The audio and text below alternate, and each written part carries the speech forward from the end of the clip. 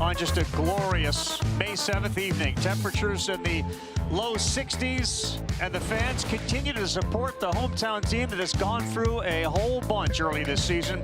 The Red Sox have won 3 games in a row, and they take on one of the better and hotter teams in all of Major League Baseball, the Tampa Bay Rays. Meantime, tonight, the Red Sox honoring on the field 4 new inductees into their Hall of Fame, including that man who recognizes Johnny Damon.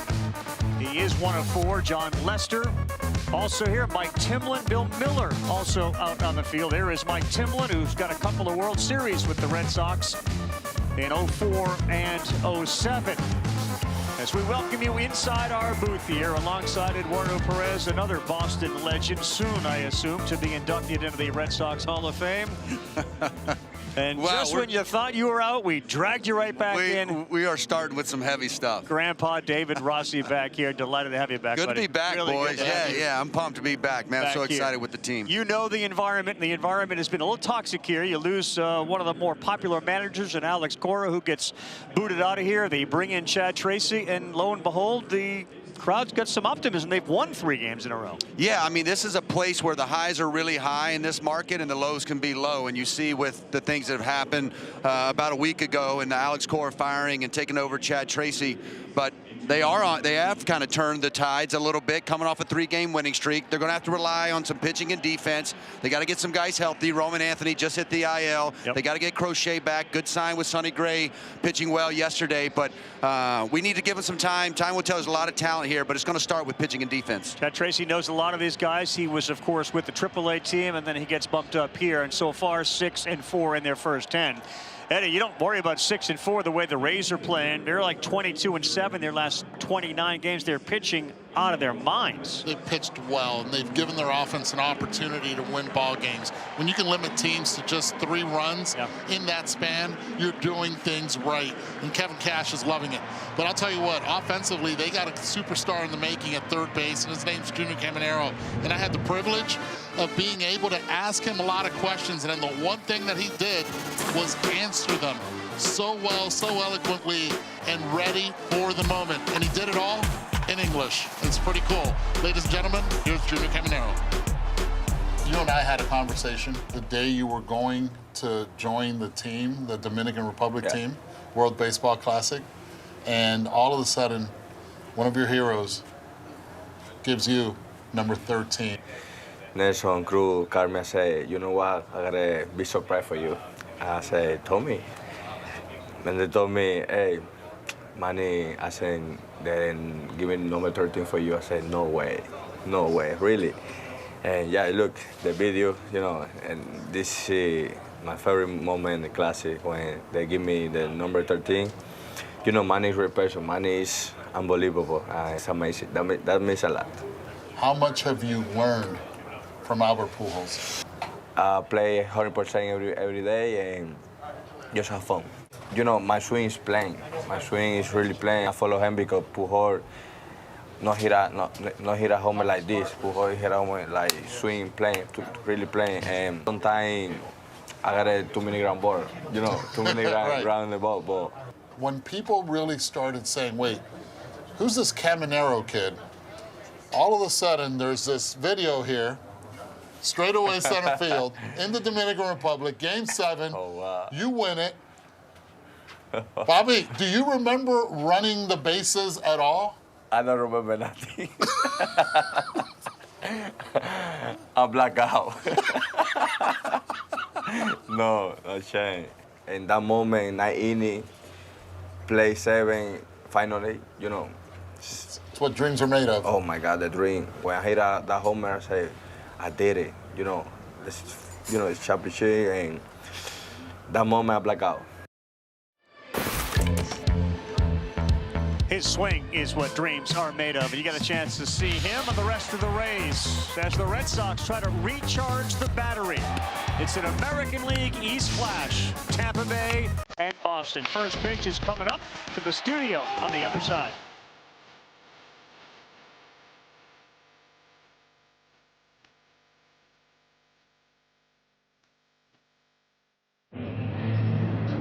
6 wrapped up. Johnny Damon fires a strike. Cut off by Manny Ramirez. No, not cut off by Manny Ramirez. But some of the great former Red Sox, they now in the Boston Red Sox Hall of Fame. Rejoined again, David Ross, Eduardo Perez. Down on the field, Buster Olney. You know, you think about the name Tracy as a manager, and many of us remember covering. Rossi played for Jim Tracy. He, of course, a longtime manager, 11 years. Buster, more on his son. Yeah, that's right, Carl. Jim Tracy, 11 years as manager in the big leagues, and he knew the journey of his son. 21 years in the minor leagues as a player, then as a coach and as a manager. And on April 25th, the day that Alex Cora was fired, he got a call from his wife, Deborah, who said to him, your son is going to be the next manager of the Boston Red Sox. Jim Tracy had to pull over on the side of the road. An emotional moment for him, Carl. Can only imagine. And what did Chad say when he got the phone call? He was the manager in Worcester, got the phone call. They told him he was going to be the manager. He sat in a chair for, he said, upwards of what, a half hour, 40 minutes. Meantime, the pitcher tonight for him is Jake Bennett. Jake Bennett, a second-round pick of the Nats in 2022. And he will deal with the lineup that will start with one of the better hitters in baseball, Yandy. They're starting. Ryan Valade, the left fielder, bats second, and the first pitch of the game has been thrown, and it sails high for ball 1. Junior Caminero hits third. It's not a dynamic power offense, but they put the ball in play and they run the bases. 1-0. There is a high chopper. It's Durbin who fields, fires quickly, and he got him. Nice play by a guy who has been outstanding at third with 6 defensive runs saved, Caleb Durbin. That's a great play, and defensively for Durbin, that's where he's been solid. He's been solid defender throughout the minor leagues, last year in Milwaukee, and still here in Boston, coming in, charging it. You can tell it's not Chandler Simpson hitting that one. A little bit slower base runner there getting down the line, but nice play by Durbin. Hey, their defense has really stepped up this year, leading all of baseball in defensive run saves.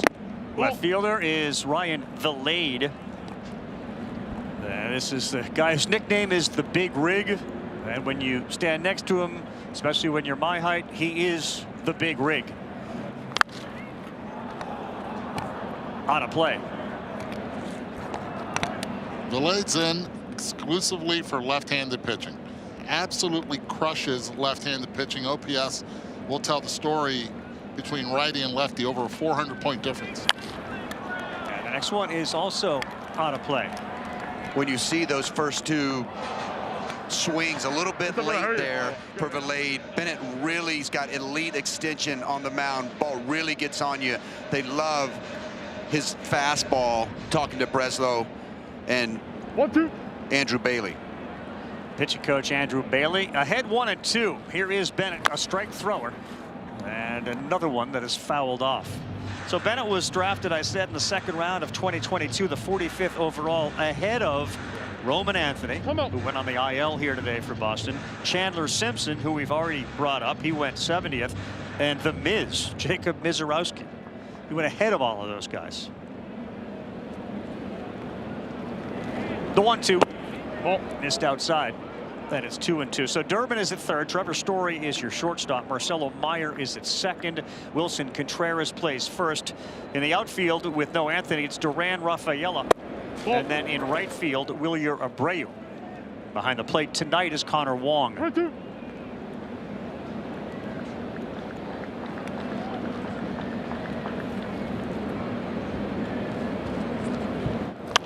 3-2, and another foul ball here for Valade with a second career home run Monday against Toronto. Really good at bat. 7 pitches already in to this at bat for Valade.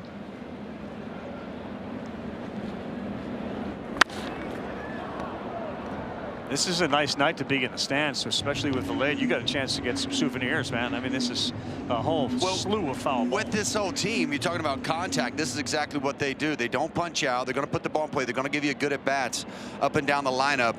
And like you said, Valade here, really tough on lefties, Eddie.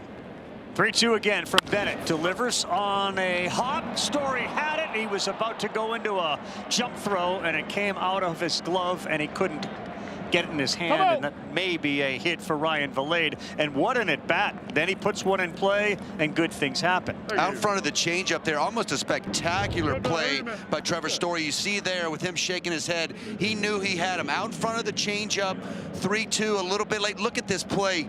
Great pick there, goes for the exchange and fumbles it. It was a really good job of getting his glove on that ball, but a really nice at-bat by Valade. And here is Junior Caminero. And he lines one right there. That's a one-hopper. Story and a double play. Well, Caminero hit it hard off the bat, but Story, who got another chance, delivered on the second. Nothing across the Red Sox for the first time. Will be coming up when we come back. Didn't even give us First inning. He'll play left field for them as we take a look at tonight's starting lineup for the Red Sox. It is brought to you by New Trish. Contreras is starting to swing a hotter bat, and the rest of the lineup minus Roman Anthony will feature Yoshida as the DH. Yeah, and Yoshida is one that's going to try to take advantage of Roman Anthony being on the IL now, just put on before the game. He's going to start getting at-bats, and hopefully they think he can get back in rhythm and help out that offense. You know Griffin Jackson pretty well. You just were with him with the WBC. I love this guy's mentality. He's getting after it, actually making a start today, kind of transitioning from that bullpen role, but he's going to come right at these guys with bullpen type stuff. He's got a complete mix of everything and throw strikes. Really enjoyed getting to know him in the WBC. All right, so Jax will get the start here, sort of an opener. They'd like to get about 4 innings out of him, and a challenge fastball to start at 96. Then Duran fouls straight back. Kind of introduced a cutter to his arsenal against lefties, which has helped him. His best pitch is a sweeper.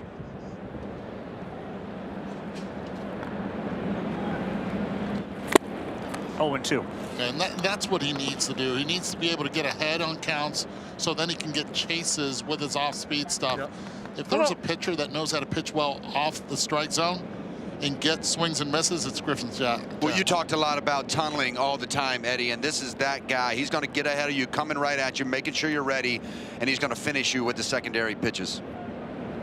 4-seam, changeup. Is this going to be the cutter or sweeper on a 0-2?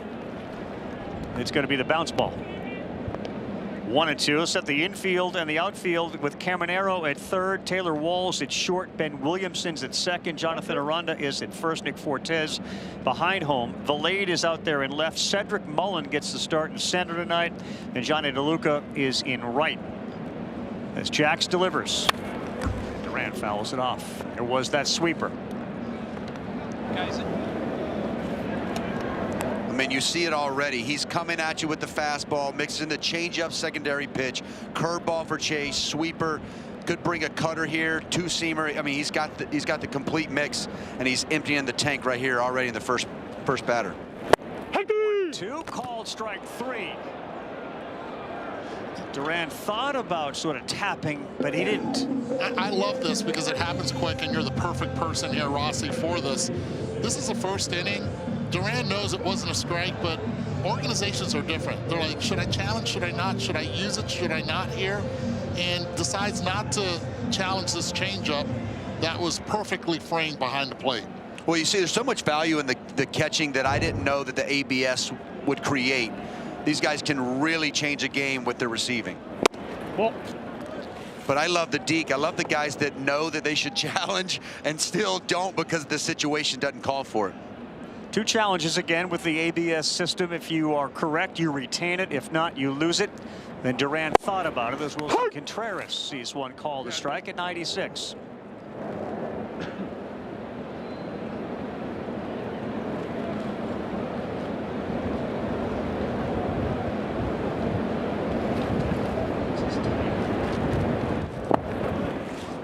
Really happy for a guy like Wilson Contreras. Got to manage him, World Series teammate. He's kind of off to a great start here, getting traded from St. Louis and really swinging the bat well for this Red Sox team in a moment where they've really needed it. 2-1 to Wilson. That one is on the ground to third. Fielded cleanly. Caminero fires, and gone is Wilson Contreras.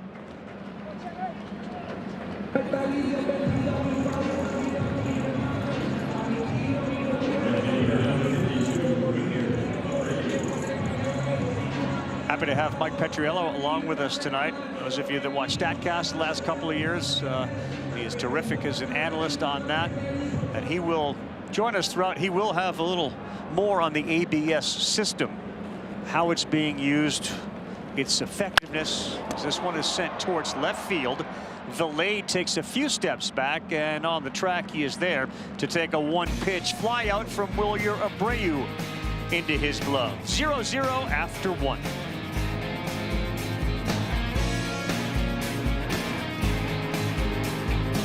He felt it necessary to take decisive action. Chad Tracy, the interim skipper. New voices and something that enables us to take a fresh start.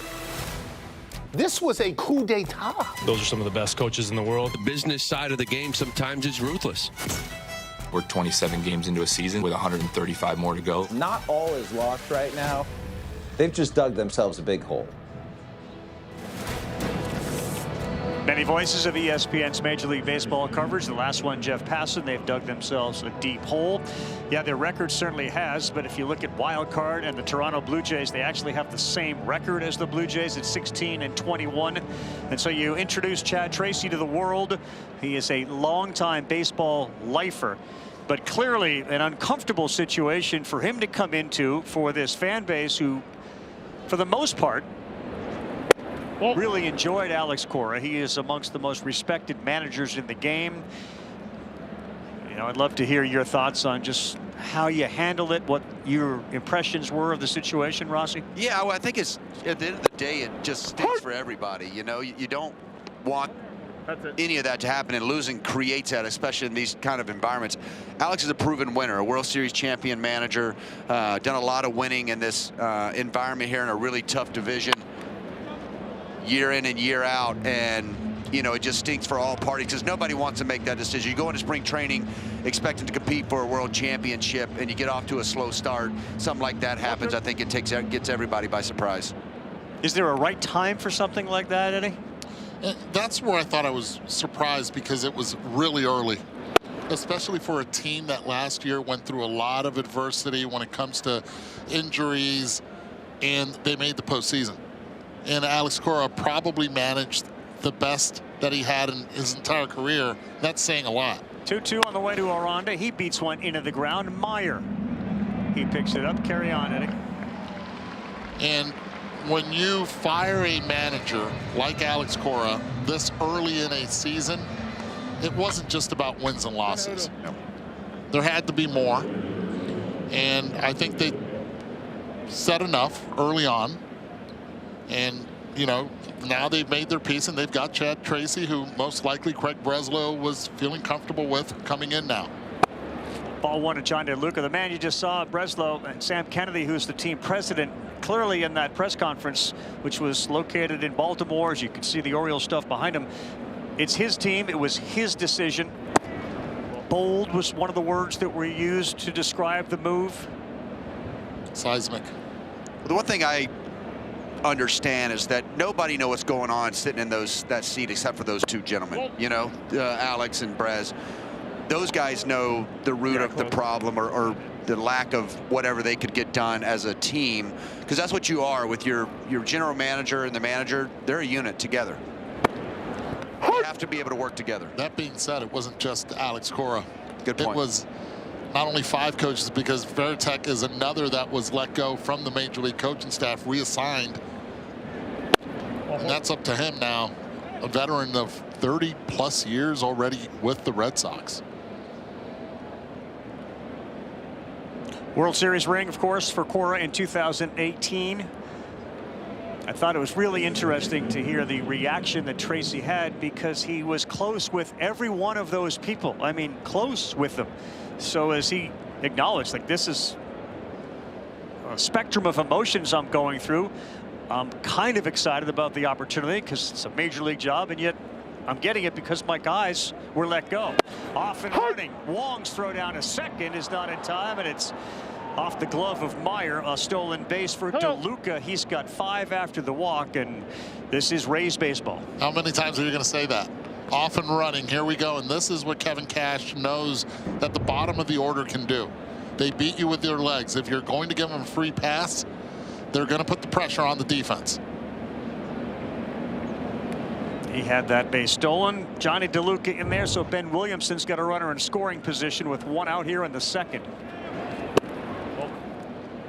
Carl, you were telling this story about how Chad Tracy found out. He was in the middle of a minor league game. He got a call back into his office to call Craig Breslow. He gets the news, and he told us he basically sat in his chair for an hour trying to process all of it. 1-1 to Williamson.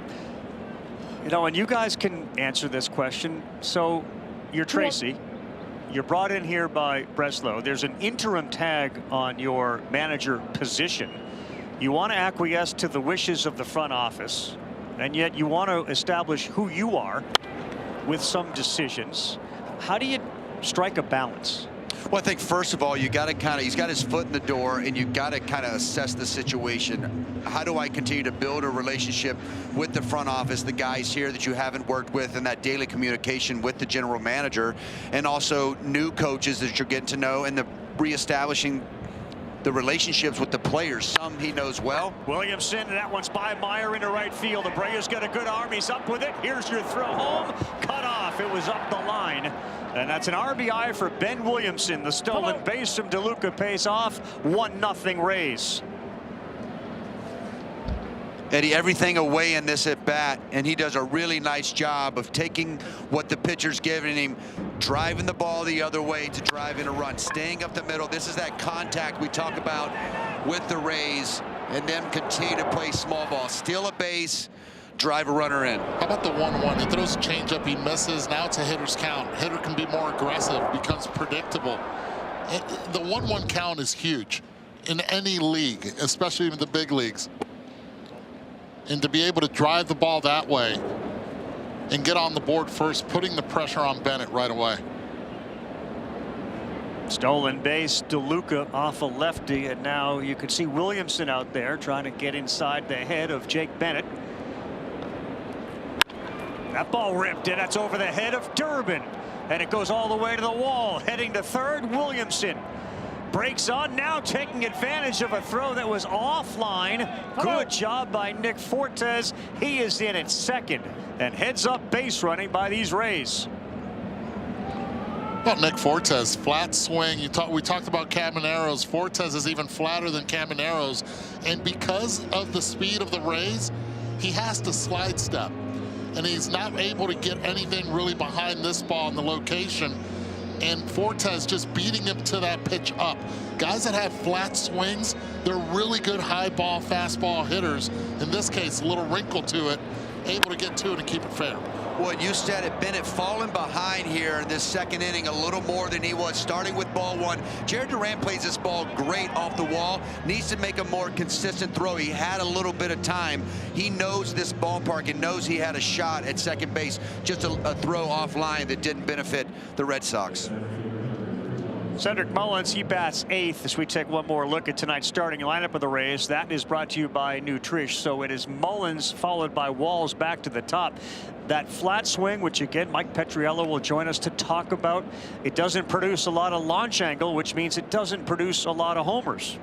And yet here they are at 24 and 12, and this is Rays baseball. A bunt, play it home, not in time. And scoring from third is Williamson. Fortes to third. Give Mullins great credit. Everybody is safe, and it's 2-0.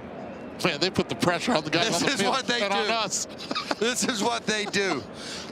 Look, the bunt, excellent bunt, great form.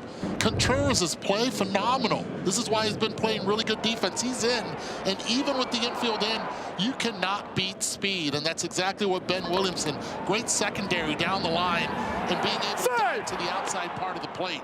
Having that secondary was everything. He had the third baseman in front of him and the pitcher's back to him so he could get as much as he possibly could. And what's up their sleeve with first and third? Another bunt squared by Walls, who somehow gets out of the way of it. The one thing and the observation that we're watching from here at High Home is Durbin is coming in. You're forcing Durbin to come in so the trail runner, the runner at third, can just be right behind him. Follow him. And follow him. Gets a bigger lead if Durbin takes off early. He has to stay back. And there's no answer for the safety squeeze except those guys challenging, and there's holes everywhere on the infield. Mullins leads off first. Walls ready on a 1-0. Swings away with everybody crashing. You know, with the NBA playoffs going on right now, the Tampa Bay Rays are the baseball version of like a full court press. I mean, they are on you every pitch. And it makes everybody uncomfortable when you've got that much speed, the contact. Young pitcher on here. 1-1, swings and fouls that back. He was looking to go the other way with it. Beautiful bunt here by Cedric Mullins, taking it with him. Nothing. This is, like you said, Eddie, this is a great play by Contreras, but great base running and reading, anticipating that ball down, knowing your teammate can get the bunt down. That's exactly what the Tampa Bay Rays do. 1-2. They gonna pick it first. No. Contreras wants the Red Sox to check it as Mullins dove back in.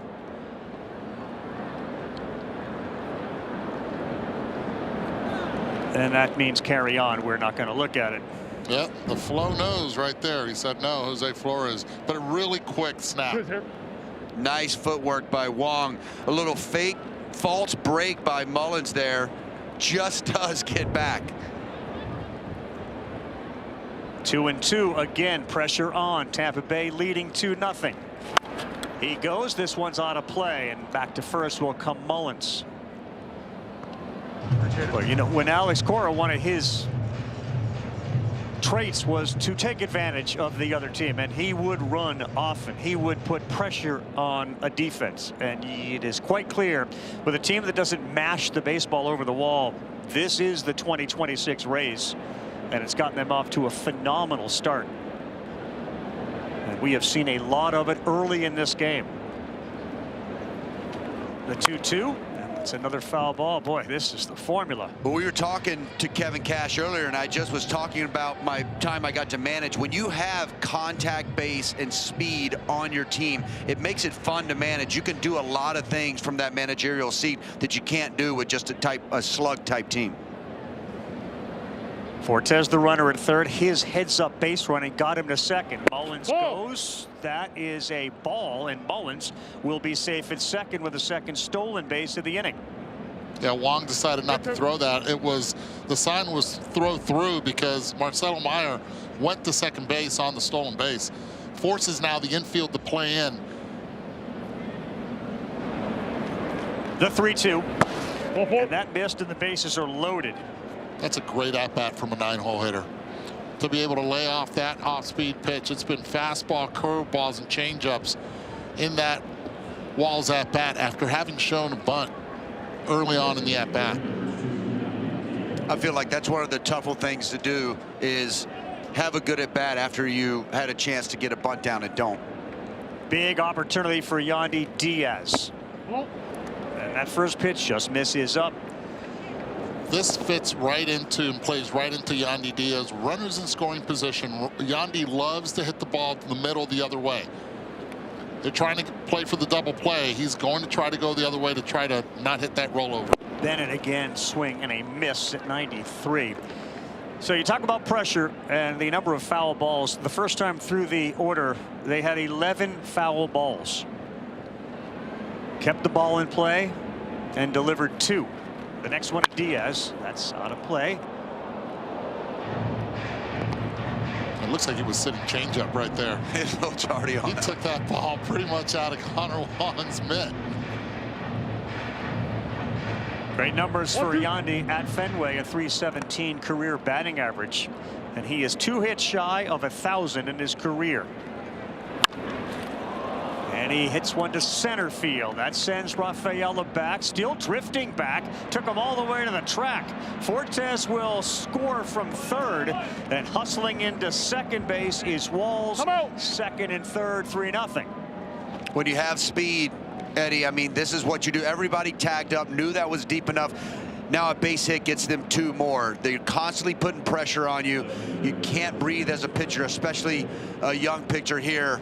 And Yandy does such a great job of staying a big part of the field. Behind on the count, you're thinking you're going to go for the strikeout. This is what the ability of putting bat to ball gives you. An extra run. Yandy Diaz getting that for the Tampa Bay Rays. To the 2-hole hitter, Ryan Vilade. He reached on an error They charge Story for his pitch, bends in for a strike. For Story, a tough error, and for the Boston defense, only their 5th in their last 21 games.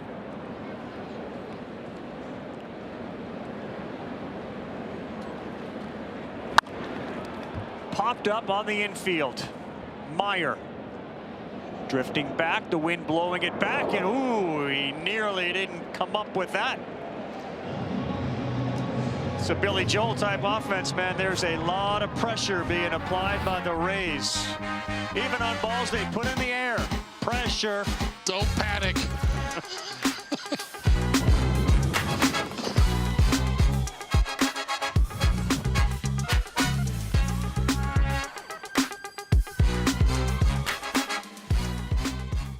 And Padres first pitch, 10 Eastern time. Adam Ottavino, Todd Frazier joined Mike Monaco on the call. Catch it live right here on ESPN and the ESPN app.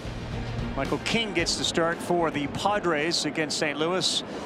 Two teams off to good starts. Back here, Trevor Story looks at one that is close. We mentioned going to break too that Story was charged with an error. They changed that and gave a hit and took the error away. Delayed, so the Red Sox still with 4 errors now. In their last 21 games, they've been very good defensively, but they're in a 3-0 hole, and 3's been a magic number for the Rays and their pitching staff. Little high, 2-1. The Rays are on a streak in which they have thrown their last 13 games and not allowed more than 3 runs. And as Sarah Langs points out, as Story hits one on the ground, gloved over there. Caminero off the bag, but he holds it. What a play by Caminero, and Aranda to keep his foot on the bag. Well, the defense in the corner for the Tampa Bay Rays has not been the greatest this year, but that play right there, excellent extension. The Red Sox are going to challenge this one. Excellent extension, and is able to get it out and make a strong throw. Just a little off balance getting up from that dive and play there. Just pulls it. Oh, he's off the bag too, I think.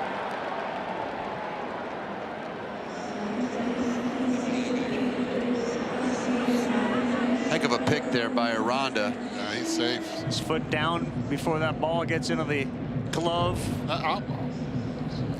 I don't even know if his right foot was on the bag.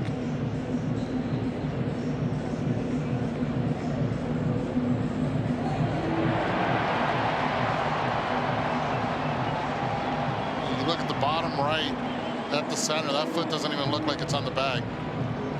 He may have been safe just on his foot touching the bag before the ball got into the glove of Aranda, but that's a good look at the lower right, and this will be even better. Yeah, it just popped off. Look at Story looking right down at Aranda's foot as he steps on the bag. Heck of a play by Caminero at third.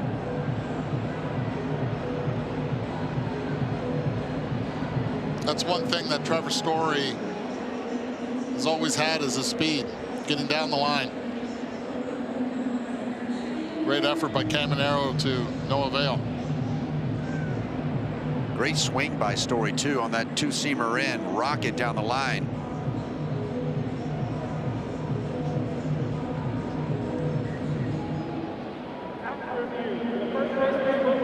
Contact with the bag. The call is overturned. Runner safe. Our crew chief tonight, David Rackley. Our home plate umpire is Tyler Jones. Steven Jashinsky is at first base, and Jen Powell is at third base. Our umpiring crew tonight here at Fenway Park. Now Masa Yoshida, the designated hitter, got a 5-game hit streak. And when Anthony plays, he's been the odd man out. They have 4 outfielders. One of those other guys becomes the DH, but Yoshida's a very good hitter. Here is Roman Anthony. You spoke with him before the game. What were his spirits like? What did he say? Yeah, I think he knew what was coming. He was in good spirits because of what the diagnosis was. It wasn't a hamate, which he thought at first, and you know, when it comes to wrist and hand, there's so many different things that can go wrong in there. But I think he got pretty good news. He said it was sore the next day when he woke up that scared him. But getting all the MRIs, talking to the doctors, I think he's in good spirits, and they're just giving him extra time. Yeah, great start. There's the runner going down. That Story. He dives head first. Safe. Good throw from Fortes. As you'll see, most of these guys like to throw it towards the first base side, so the shortstop can catch it and get him on a leg. And he goes on a 2-0 count, and they are down by 3. Got to be able to make it, and Story, really good instincts. Got to be 100%, no doubt. 4th stolen base of the season for Story. Yoshida 3-0, 3-1. I love that, though, from a baseball perspective. A lot of people stop running and stealing bases when you're down early in the game. Still a lot of game left. You got to continue to put yourself in run-scoring environments. Tying runner come to the plate as Yoshida gets walked by Griffin Jacks. All right, this is interesting now. Is they're going to take a visit to the mound, but with Griffin Jacks, you want to settle him down, and you know that you have a hitter in Ceddanne Rafaela who chases a lot of pitches, especially the sweepers, pitches out of the strike zone. Is he going to start with that, or is he going to try to establish strike one, knowing that Rafaela could be aggressive on the first pitch? I think the one thing that drives you crazy from a manager standpoint is, and Griffin's trying to throw strikes, but putting up a 3-spot, having a little bit longer. This guy's a former reliever, so getting back up, getting back out there is something new. He's got to attack the zone. He's got to be aggressive to these guys. You don't want to fall behind like you did to Story and then the walk to Yoshida. So there are the numbers. The Rays 13 straight games, 3 runs allowed or fewer. The Giants in 2010 had an 18-game streak. That was a rotation led by big-time Timmy Jim, Tim Lincecum, Matt Cain, Jonathan Sanchez. Tell you this, I'm surprised that the Rays are playing for the bunt in the corners, especially with Caminero playing in like that with Ceddanne Rafaela. Now he's moving back. Even with the bag, and Rafaela fouls that down the right field line. And this is where Jacks is really good when he's ahead in counts. He understands how to put away hitters, understands their weakness, usually goes to his off-speed pitch. Story, who stole the base at second, Yoshida at first. And the 0-2 to Rafaela. He will not chase. It's a nice take that there by Rafaela. That started on the black and broke off.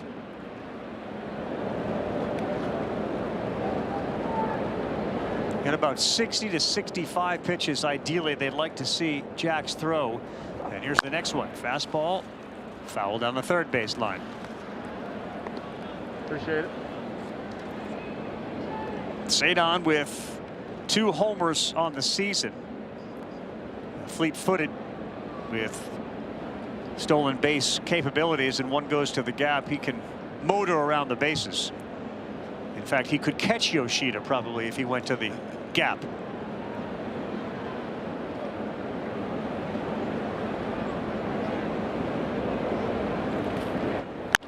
Rafaela off the glove of Caminero, stays on the infield, and then it goes off the glove of Walls. Heading home and scoring is Story.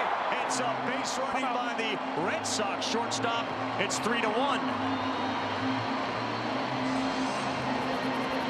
Interesting pitch selection here. You saw the kind of miscommunication between Jackson, Fortes, staring in a lot. It looked like he wanted to double up inside, and Rafaela was ready for it. Just like you said, he chases the off speed. Oh, it looks like the changeup, sorry, coming back into him where he's coming into that swing plane, and Rafaela makes him pay. I'm surprised they went with the changeup either way. Meyer, big swing at a 96-mile-an-hour fastball. Well, I felt like that's why there was such a pause. I think they're probably just a little bit not on the same page there of what the pitcher and catcher wanted to do. Marcelo Meyer, a 300 hitter this season with runners in scoring position. And a slow roll to second. Tag, throw to first. Safe Great at job first. by Rafaela. As Rafaela and Williamson collided. You're suggesting Rafael did it on purpose. Well, it's a great job. You keep running through. Yeah. What you're supposed to do is continue. You see a lot of runners sometimes stop, allow them to tag them, and then allow Williamson to make a comfortable throw to first base to be able to get Meyer. But you're supposed to run hard through. And this is, he stops a little bit, but he stays there and interrupts the momentum of Williamson. Not enough on the throw, and allowing Meyer to get to first. Gives me the Albert Bell, Fernando Villa. Yeah. Hard on the ground, Walls off his chest, flips, and that's too high. Heading now to third base, Meyer. Well, this is a little uncharacteristic from the Rays. Not that they don't make mistakes, but that one was forced, and it did not come out of the glove cleanly. Walls fired it over the head of Williamson. First and third for the Red Sox, and they get their second run. Eddie, just a little bit rushed here from Walls. You see him kind of get caught up charging this ball, and it eats him up a little bit. Instead of taking his time and getting one, he tries to rush to try to get the double play, backhands it, and just holds onto the ball way too long. Not sure he was going to get two either way there, and cost himself a run.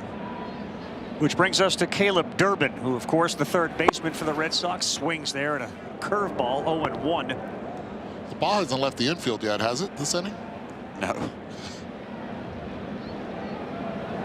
A single from Story. Yoshida walked Rafaela.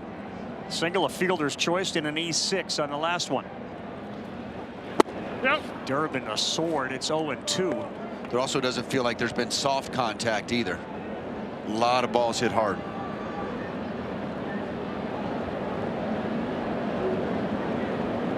Trying to fill the shoes of Alex Bregman, and a dreadful start to the season for Durbin offensively. The defense has been very good, but a .178 average. They're encouraged by what they're seeing from him. He's gone 3 of his last 9.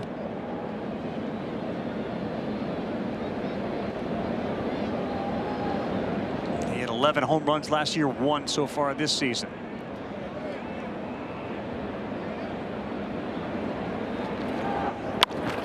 And that one is right underneath the legs of Wong. The game will be tied, and there is reason for optimism. Durbin delivers, and this one is 3-3.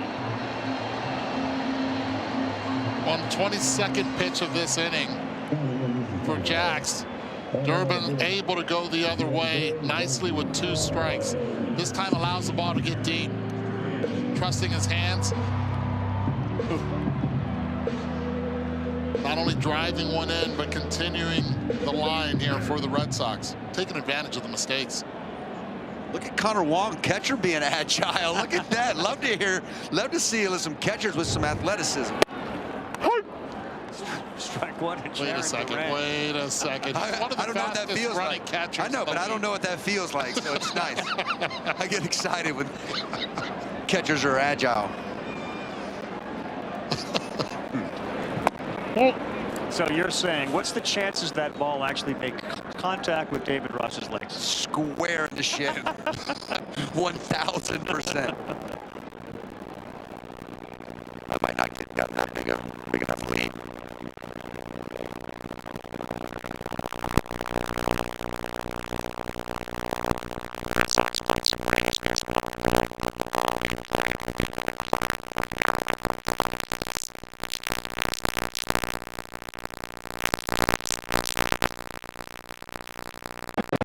Durant struck out his first time up. This one is also on the ground. And the flip to second to first. Boston does get 3 in the inning. A whole bunch of ground balls in that one. We are through 2. It'll be 2, 3, and 4. Junior Caminero when we come back.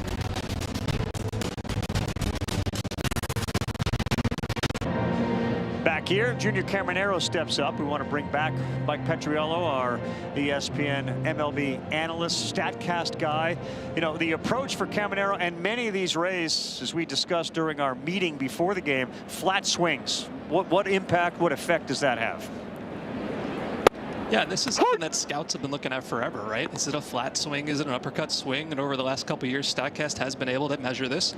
And the Rays as a group do have the flattest swings in baseball. And it's a couple of things. It's guys they've traded away, guys they've signed, guys like Caminero who have actually flattened their swing out a little bit. And what does that lead to? A ton of contact, as you guys just saw. The second lowest strikeout rate in baseball doesn't lead to a lot of hard hit balls. They've got the lowest hard hit rate as a team over the last 5 years. As you can see, a kind of weakish ground out here to second base. But if you want to have contact, flat swings are the way to do it, and that is what Tampa Bay is leaning into. All right, Michael, thank you. And to Eddie, you know, you spoke with him before the game, and he talked about Albert Pujols and sort of smacking the ball with his flat swing. He also said sometimes too many ground balls. Yeah, too many ground balls sometimes. We saw the double play earlier. This right here, pitches away. They pitch him away. He starts reaching out for him, also contributing to the ground ball and the softer contact. But having a conversation with Chad Mottola, their hitting coach as well, he said, look, it's getting way too flat this year for him. Need to get a little bit more of a steeper angle. Not much more, but we need to get that degree a little bit up, him and a few other players as well. They've got the luxury at playing in Tampa Bay on the turf that it can benefit them at times, but also ball on the ground a lot of the times is not going to be good, especially for those big boppers. You want to put that thing in the air because his BP is one of the most impressive ones I've ever seen. Yeah, there is 3 signs above the green monster, and he was peppering all 3 of them, drilling them in pregame. Well, last year he put on a show as well in Atlanta for the home run derby. Yeah, he did. Maybe the most impressive guys. One of the Rays coaches yelled at him during BP today, "You trying to knock it down?" Right.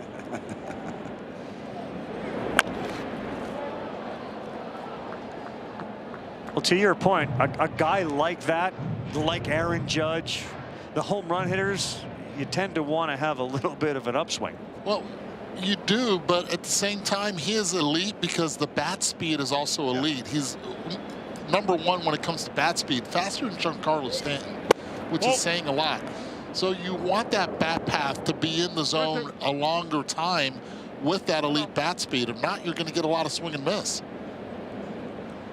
The other thing he does really well, he annihilates fastballs. Yeah. Battle on with Aranda after getting ahead 0-2. It's 3-2, and he grounds one to Meyer. Nice hop to his backhand. Marcelo Meyer busy as he gets his 3rd out recorded tonight. 2nd one of Aranda. 2 down.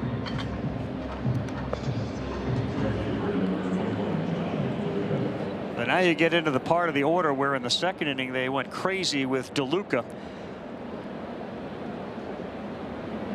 A walk, a single, an RBI, a double, another single. There was another walk in there, and this led to the 3 runs as the breaking pitch misses away from Jake Bennett.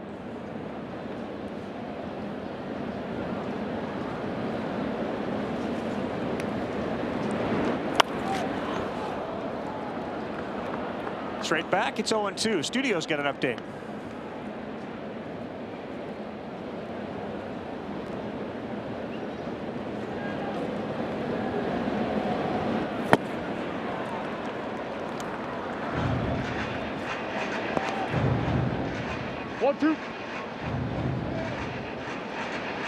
All over them. Thank you guys very much. Couple of games going on right now. We'll keep the updates coming on a 1-2 outside.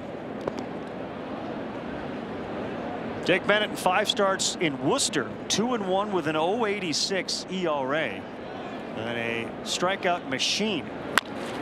Not here, but an easy one for him, and 3 ground ball quick outs. And a 1-2-3 inning for the lefty for Boston. It's 3-3. We go bottom 3 with 2, 3, and 4 coming up.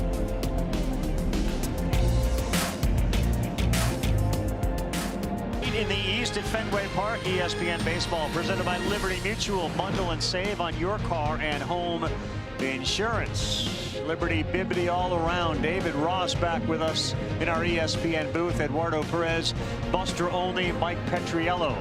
Sarah Lang's doing some research for us behind the scenes. Ed Svida's got a seat here in the press box at Fenway Park. Stage right of Eduardo. Contreras got jammed, slow roll at a 3rd. Caminero's got some time, and he flips to get Wilson Contreras, who has ground out twice to the 3rd baseman.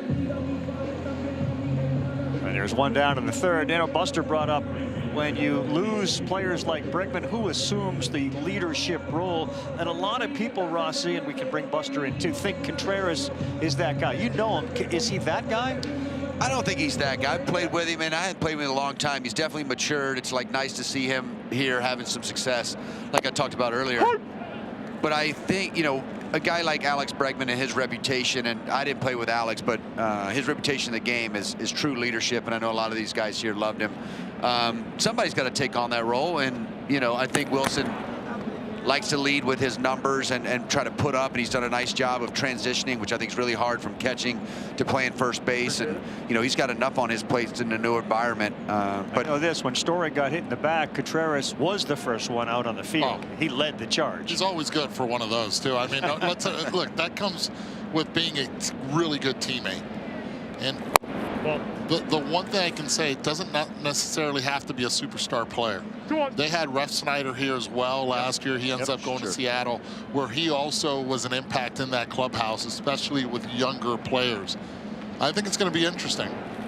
Abreu with a big swing. He's got 5 homers. He was looking for his 6th, Buster. Yeah, and when we talked to Chad Tracy about that bench clearing incident with Framber Valdez, I think, Carl, you're the one who asked him, like, did that help the team? And he said, didn't hurt to pull all these guys together. Yeah, he didn't go out to say, yeah, no, that really did work, but he did say it didn't hurt. I definitely think, knowing Wilson, this guy really wants to win, and he'll do anything, literally, to win.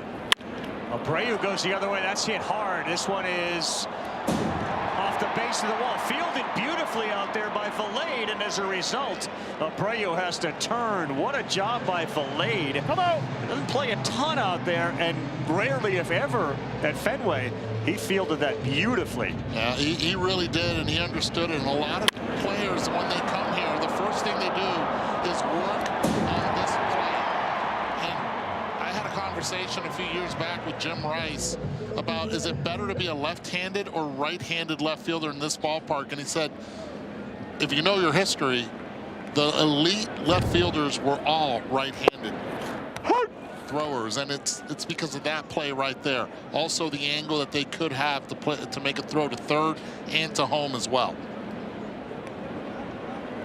From Williams to Jazz to Greenwell, not leaving Rice out of this as well. Did you go Jazz or Yaz? Yaz. Yaz, okay. Manny. Were you looking for a Knock in or you let in? I was looking for one. You referenced it earlier with the cutoff from Manny Ramirez, Johnny David or Manny Ramirez. Right, throw it back out there. Well, Trevor Story with the take. Yeah, well, I walked when David Ortiz was shutting it down, and this last year we walked around the entire Fenway Park, and when we got to the Green Monster, you know what he called the Green Monster? Security blanket. When you're teammates with David and you watch him take batting practice every day, you realize why he was such a good hitter and how this ballpark helped him. When he would start his batting practice, he would pepper that wall as a left-handed hitter constantly to get his swing locked in. He'd let some loose later on in batting practice, but he would get locked in the other way, and that security blanket, as he called it, was really big for him. It worked really well for him. Abreu, a couple of steals, leads off. Story bounces one foul at the plate.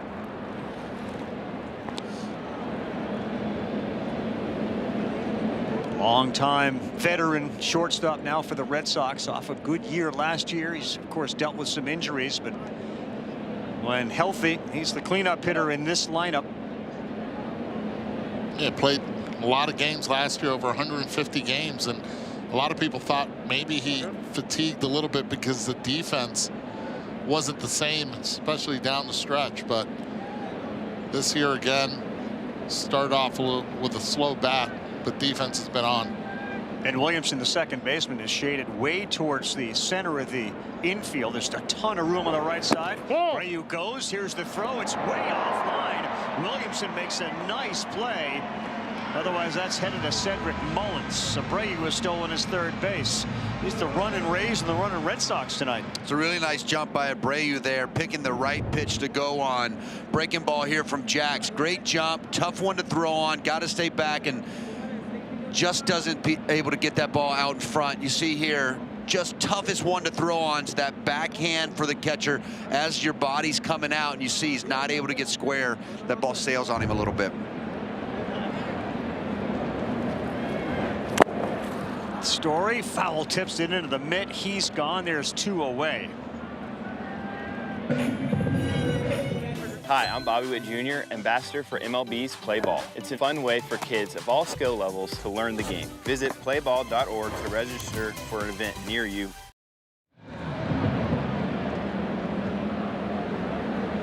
'48th pitch. They said ideally would love to see him get through the 4th inning.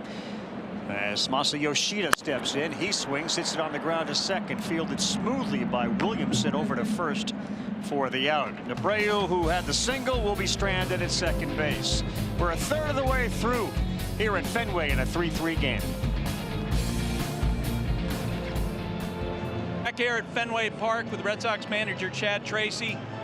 21 years in the minor leagues. You got to make your first pitching change in Fenway Park. What was it like to be in the middle of the diamond? It's special. It's a special place. I joke that if you cover the left side of the bleachers, it looks like jet blue, but when you're standing on the mound, you kind of take it all in. It's an incredible place. You guys sweep the series in Detroit. What was a turning point moment in that series? We had been struggling with runners in scoring position and getting runs in. So the 3-run homer by Jaron, the opposite field, that kind of sparked and triggered a lot. And we were able to start knocking some runs in with people on base. It's going to be important for us, and we've kind of carried it over into these next few games. So if we can keep doing that, we'll be all right. Chad, thanks. Yeah. Call back to you. Hello. Buster, thank you. Chad Tracy nails his first national interview with Buster Olney. Yeah.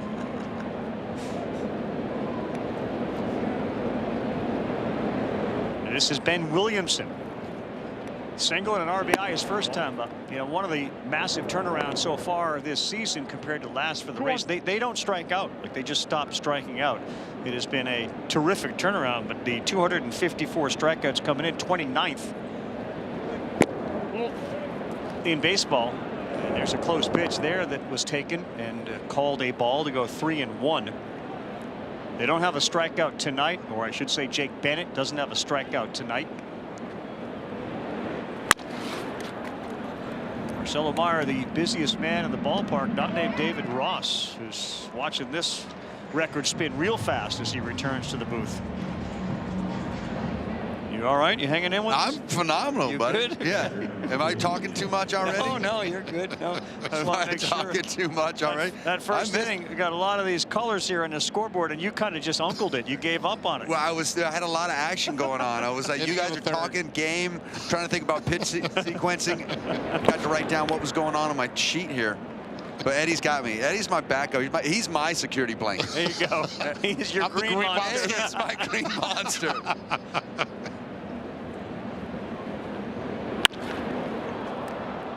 Sky high, Abreu drifting back. Rafael is behind him, and that ball keeps carrying, and he's there to make the play.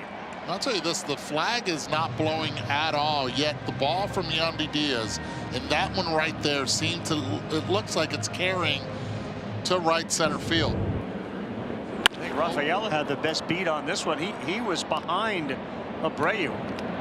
When it happened to Meyer at second, it happened to Rafael in center. Like 3 balls that have been hit up and to the right side. Just don't want to seem to come down. Strike 1 to Cedric Mullins. Single, stole the base his first time up. Real slow start with a 139 average. That one just missed at the top of the zone. These are great takes by the Rays hitters. Well, they've gotten some good counts even in this inning, but just a little bit chasing on that 3-1 to lead it off.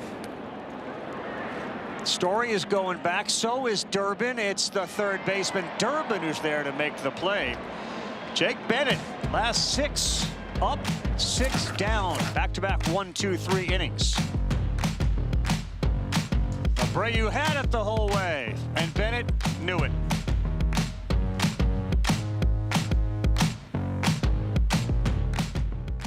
Welcome back, everyone, to ESPN Baseball. It is presented by Liberty Mutual Insurance. And don't forget, this is the first of 2, a doubleheader tonight. Fenway Park starts things off. That guy's going to be into it. Take home a piece of the game. Bid on game used jerseys, baseballs, bases, and more at auctions.mlb.com. Next game, Padres Cardinals. As we go bottom 4 at Fenway Park. David Ross, Eduardo Paredes, Buster Olney, Karl Ravech for Ceddanne Rafaela. As Jax is into the 4th inning, a sweeper, and we have our first appeal. Nick Fortes says the pitcher's called a ball. The catcher's challenge. He thinks it's a strike. Tonight's ABS system is powered by T-Mobile. The call is confirmed. Tampa Bay has 1 challenge remaining. Nick Fortes immediately went to tap his helmet, thought that he was getting his guy a strike. Stays a ball. Rafaela's been hot lately.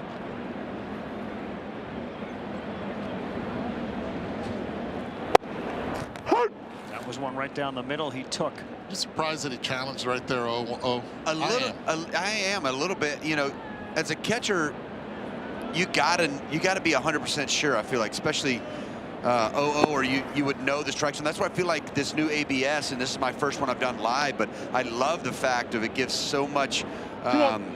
You know, helps the catchers in their value. If you know the zone and you're able to steal strikes, I thought this ABS would make it look worse back there, but these guys are bringing a lot of value. Rafaela, that is a fair ball. Tough play for Caminero, but a perfect throw to get the speedy Rafaela. You know what's interesting, today before the game and before Tampa Bay started taking batting practice, they did all their defensive drills. And that play right there that Caminero made, he maybe did like 3 to 4 reps of that exact same play. And Kevin Cash was the one that was hitting him, just like he was when he played the game. I feel like he's getting all the action down there today and making a lot of great plays. One of them wasn't able to come up with, but him and Meyer on the other side with the Red Sox. That's right. Those 2 guys are getting all the action. 3 ground ball outs have been made by Caminero as we bring Mike Petriello back in. So, Mike, what have we learned about ABS so far this season? Well, a couple things. First of all, it just doesn't happen that often, right? About 1% of all pitches have been challenged. And if you just think about the challengeable one on the edges, only like 7%, which isn't that much. But we've also had to learn about how to actually evaluate who's good at this or not. You know, we talk about overturn rate because it's simple and it's easy, but there's no context to it. So, for example, if you were to look at the Red Sox this year, you would say, oh, well, the catchers are better at overturn. But you look at that second number there, that's a StatCast metric, which includes some context about the location of the pitch, the game situation, even the challenge is not made. And it turns out that the Red Sox catchers, despite having a better overturn rate, are less effective than the hitters, which I know sounds weird, but you got to take into context more than just did you win or not. Nice sliding catch, Mike, out there and left by Ryan Vilade. And there are 2 down as Meyer flies out. It seems like, to Mike's point, that while, you know, one side may be better at it, I do think that organizations, as we look at Vilade's slide out there, they're trying to figure out, like, should you, the catcher, do this more often? Do we even think about allowing a pitcher to do it? Is it personal? I mean, are there going to be guys that are better at it? I think there are. I think some of the guys understand the zone and they understand the action of their pitchers as well and what they can and cannot steal. And some guys have the ability of slowing down the moment. I would have been great at it. Really? I know that. Pat yourself off the bat. I would have been great at it. And Rossi, I think I wish it would have been in there, Buster. Like, I wish it, like, that would have been so much fun for me to feel like, you know, you got to be 100%. And then I'd have to talk John Lester off the ledge because he would want all of them. He'd want everything. Yeah, he'd want all of them. That's exactly what I was going to say. That based on our pregame conversation, John Lester, ABS challenges, disaster. I will say, in spring training, I had the privilege of being in one of the clubhouses of the major league teams when one of the managers said, pitchers, you're not allowed to challenge. And there was an uproar of pitchers saying, really, why not? And they gave him the reason. And we've seen most of the teams actually adopt that philosophy. Well, I feel like the catchers too, they're so good in the game right now. By the time, you know, if you don't follow it all the way through the zone, by the time you look up, the catcher's making it look really good out there. So you could even fool your own pitcher. 2-2. Jack's about to throw his 59th pitch to Connor Wong. Swing and a miss. Wong is gone. A 1-2-3 inning for Jax. And you can tell after that wildness of the second inning and the Red Sox with an answer, things have settled in. 3-3. We go to the 5th at Fenway.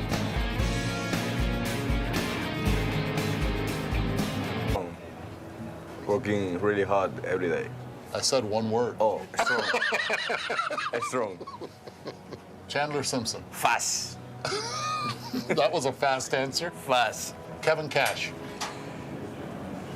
My guy. 2 words, but I'll take my guy. My we guy. can hashtag that one. Boss. Boss. Boss. Junior Caminero. The best in the world. I'll hashtag that one. And I love the confidence. Thank you, my guy. I'll take it. Got to play with confidence, and Caminero does. He is due up 4th this inning. It's things off, and he hits one on the ground. Bennett getting a heavy dose of ground ball outs. And Walls is retired, 1 quick out. He's got 7 in a row the last couple of innings. A heavy dose of ground balls on pitches away out of the strike zone or pitching to the weakness of the hitters. Now, the guy that's coming up to the plate, Yandy Diaz, this is where he makes his money, middle away.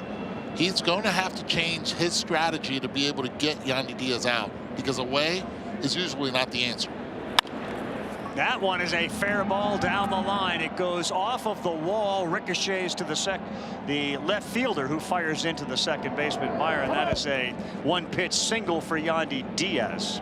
He now has 999 career hits. You said it, Eddie. I mean, away, he gets the head out, even on that ball away, pulls it down the line just perfectly. Bennett pulls that ball middle end, but a nice play there by Duran to keep it to a single. Played that ricochet perfectly. Got a break on the ricochet, otherwise that was destined for the corner. So Diaz on with 1 down. Here is Ryan Valade.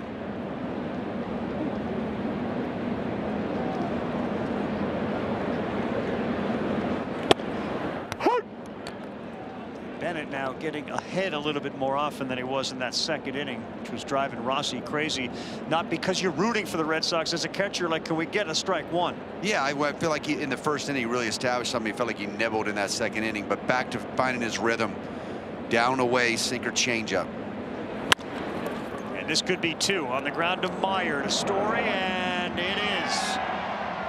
Boy, Jake Bennett is rolling along here and being helped by the ground ball. Meyer and Story turn the double play for the Red Sox.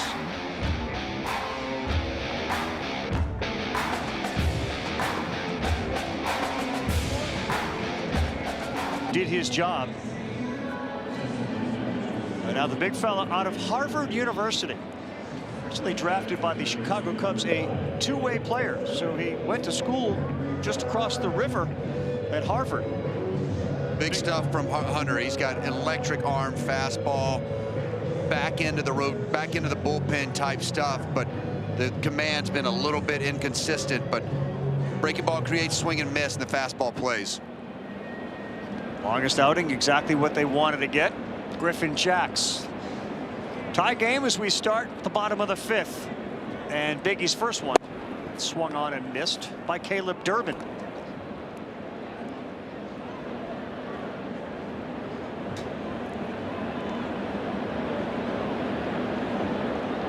Cubs took a 2-way player out of Harvard and said, we want you on the mound. And here he is again, firing just inside and missing. You could see just from the replay, this kind of back-end camera view, there's real life on that fastball. Seeing that thing running in and this sweep and depth to that slider.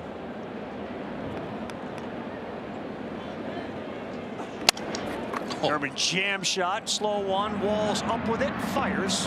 Caleb Durbin is out. And we've got fingertips vibrating all over the place after that one. Why don't we all play ball? Don't miss Play Ball Weekend. Coming up June 5th through the 7th, encouraging youth everywhere to get out and play. You can visit playball.org. Register for a free event near you today. Play Ball Weekend, June 5 through the 7th.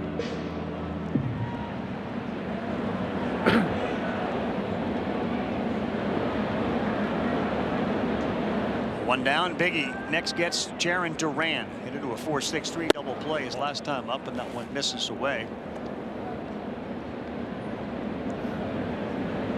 Drafted in the 12th round by Chicago. Signed for $125,000. Well, I'm thinking after the playing career is over, Harvard grad, finance, probably going to be okay. Probably getting some clients right now. Direct access.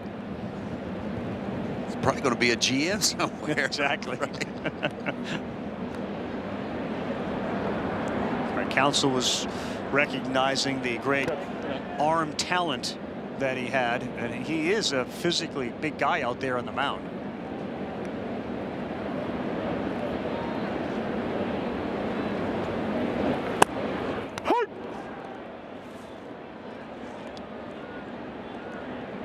One, two.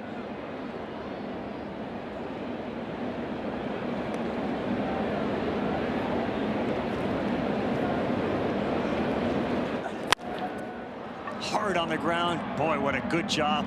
Snared by Ben Williamson. He went down like he was trying to catch a snake, and he just picked it. Well, it all starts with the legs and being able to stay down and work up just in case there's a bad hop, and that's why it makes that facial reaction. Man, that ball was scolded, but his ability of staying down low, being able to catch that ball is perfect fundamentals for Ben Williamson at second base. Doesn't pop up at all. Ball hugging the ground. Well defended. Really good fastball, 96, right underneath the hands of Wilson Contreras, 0-1. He's really locked in that inside corner to the right. As you can see that ball right on the corner, just late run into those guys.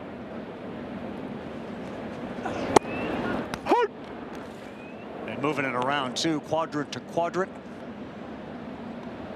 It's Kurt Schilling, who of course pitched for the Red Sox and did well, who would always say, look, if you can locate the fastball in 4 different quadrants, you don't need anything else. And Biggie's up 0-2, and he dropped one just low. They'll appeal, no swing. 1, 2. I love the tempo here from Hunter, just coming right at you with electric stuff, but not giving you time to think or breathe. As a hitter, you love these type of guys on your side. Wow. 97, thanks for playing. Contreras is gone, and Hunter Biggie comes in and gets the job done. I'll have a Biggie, please. Fastball right by him.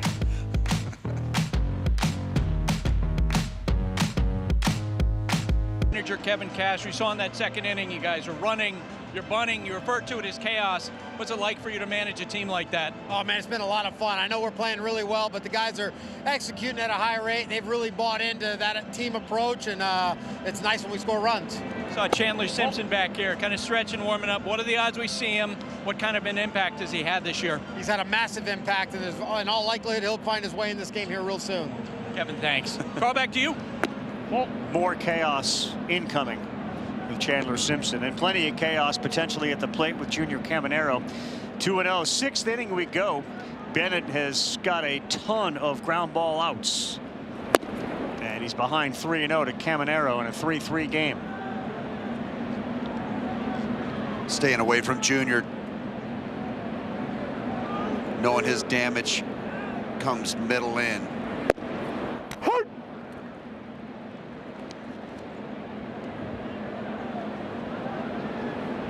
Shine during the home run derby last summer, and Caminero got a good hitter's count. Ouch, right back off Bennett to Durbin. He's got a chance, and he whiffed it there. You got a check on Bennett, and Durbin had that ball either slip out of his hands, and he's frustrated because he thought he had a chance to get Caminero. I think he had him. He just couldn't grab the ball on the exchange. Made a nice play with it coming to him. It's 115.8 off the bat. Ouch. That's elite bat speed right there. And Junior puts himself in a position to hit the ball hard. We talk about him hitting the ball hard on the ground. That's one right there. Durbin trying to make the exchange away from the body. That's what happens. It's always funny, isn't it? Yeah. Except if you're the pitcher, you're like, come on, man. Help me out here. Yeah, or the third baseman. Yeah, Bennett must have looked at Tracy and said, I'm sorry, I didn't even see that. I barely felt it. It was 115. Looked like it got him on part of the meaty part of the leg. Yeah, and this is the growth of Junior Caminero and being able to make adjustments within games. Talk to Chad Mottola about it, and let's take a look at this first 2 at-bats of the game. First at-bat, already an 0-0 count, swings at a pitch, down and away. He struggled all season down and away. Then another pitch, 1-1 count, way out of the zone. You induced soft contact. And then this one works it into the count because it's a 3-1 count, yet still down and away. He's able to get good wood on it. But you want him to be able to work the count, and if he has to take the walk, take the walk. But he's getting himself out, and it's okay. He's young, he's growing into it, but he does make great adjustments as the games go on. Aranda fouls one at the plate. There's a cool story behind Aranda and how he got to the Tampa Bay Rays. About 11 years ago, they had some international spending restrictions. They couldn't sign a player for more than $300,000. So they decided to go to Mexico to try to find Randy Arozarena, who didn't show up at his workout. But Jonathan Aranda was there. And they ended up signing him, and now years later, he's become a, as they say, aircraft carrier on this team. He gives such a pro at bat, it feels like every time. And you know, we talked about it in our manager meeting with Kevin Cash. The guys at the top are going to carry this lineup, and then you've got contact and speed behind it. But they're going to rely on guys like Aranda. On a play. He and Caminero, of course, were all-stars last year. Yeah. Dead low ball hitter, understands the breaking pitch, the path of it, can read it real well out of the hand. His struggles have been on the fastballs up in the zone, but if he lays off those fastballs that are out of the zone a little bit, works him right into his wheelhouse. Bennett looking for that double play ball, and he slow ones in there, but it's high. It feels so calm, Eddie. Like it never feels like he's off balance. He's ready for everything, and it's such a calm approach. I don't think you see that. It's just not a lot of movement, not a lot going on in his swing. That's Greg Weissert. He has been warming in the Red Sox bullpen. Very efficient, especially after that second inning, with early ground ball outs.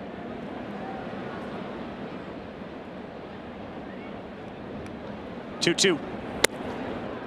Inside, count goes full, 3-2. Big decision here for Kevin Cash. Do you send Caminero at first with Aranda? I always found like it was really tough for guys to get jumps with a lefty on the mound. 3-2. He leans back, and that's a foul ball at the plate. Cash has been around a long time, fellas, so he's had a chance to consider all of these options. We got a chance to meet the new owners of the Rays down in the field before the game. They talked about the structure and stability that Neander, the general manager, and Cash provide. And that one is above the letters. Wait, that's delayed. Was that that's delayed. But Aranda looked like he was going to do it, and then the catcher, Wong, did it. Did you see that? Yeah. Call's overturned. The pitch is a strike. Boston has 2 challenges remaining. Yeah, that was really interesting. Aranda was the first one to go to his helmet. Perhaps not hearing that it was a ball, and then Wong went there, and that's going to end the night for Bennett. I'm not sure I've seen a double head tap. I definitely haven't. I definitely have not seen that. You've seen one. Yeah, I've seen one already this year, but I was surprised that they did give it though to Wong right here, because there was a delay in this. I don't think he was going to challenge it. I'm not sure that our home plate umpire made it clear what the call was. Both guys reacted.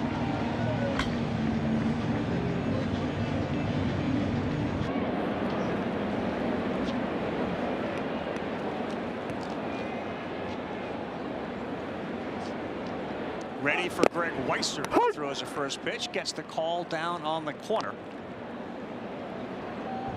So there are the numbers on Weissert. They of course have Chapman at the back end. They've been a little bumpy in the innings to get from starter to closer, though they have pitched very well lately. And a little jam shot. This has got trouble written all over it. It's going to drop. In the Bermuda Triangle out there, there was no chance for Contreras or Meyer or Abreu, and a jam shot single for Johnny DeLuca. I don't know if Junior Caminero could have gotten to third on this ball, Eddie, but not a great read. You thought right afterwards, you're like, okay, that's no man's land for sure, where this ball is going to fall right over the head of Wilson Contreras. But Caminero really didn't get a good read on that. First and second, you can't get doubled up, but thought he might have had a chance to read that off the bat and get to third. What are your thoughts? It's interesting because you're always taught to look at the outfielders, but now you're also taught, look where the second baseman is, in the middle infielders. If he's way off and more playing towards the bag at second, you know that there's no play to be made there. And you would think that at least you put pressure on the defense and he could be standing at third base. 7 games, Weiser with a 4.26 ERA and a 3.46 batting average. And that first hit's kind of been the luck that he's had. So take another look at Caminero. Yeah, that as soon as he hesitates, he has to stay at second. Yeah. If you don't hesitate, you go, and you get a real good peek at your third base coach and hustle down to the bag. Chance for Williamson here with a threat. And another sweeper that goes begging away. Each team scored 3 runs in the second and then just donuts on the scoreboard since then. First time a runner in scoring position for the Rays since the second.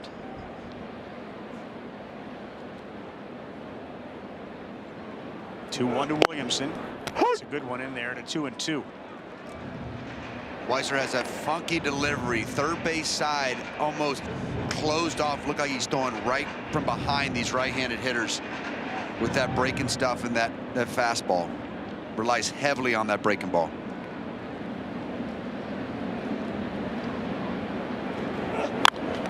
Two, the sweeper. That one was in the zone, but it's out of play.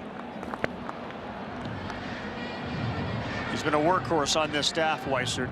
He leads the Red Sox in appearances this season, and since the start of 2024, 7th in the league with 150 relief outings.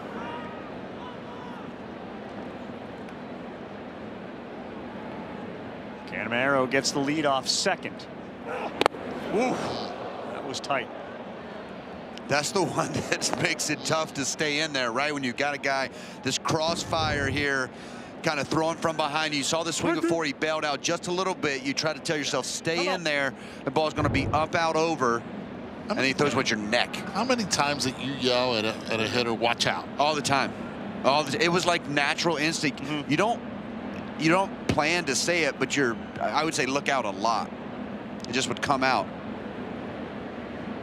Weiser, sweeper, and a really good take by Williamson to load the bases. That's a nice at bat there by Williamson.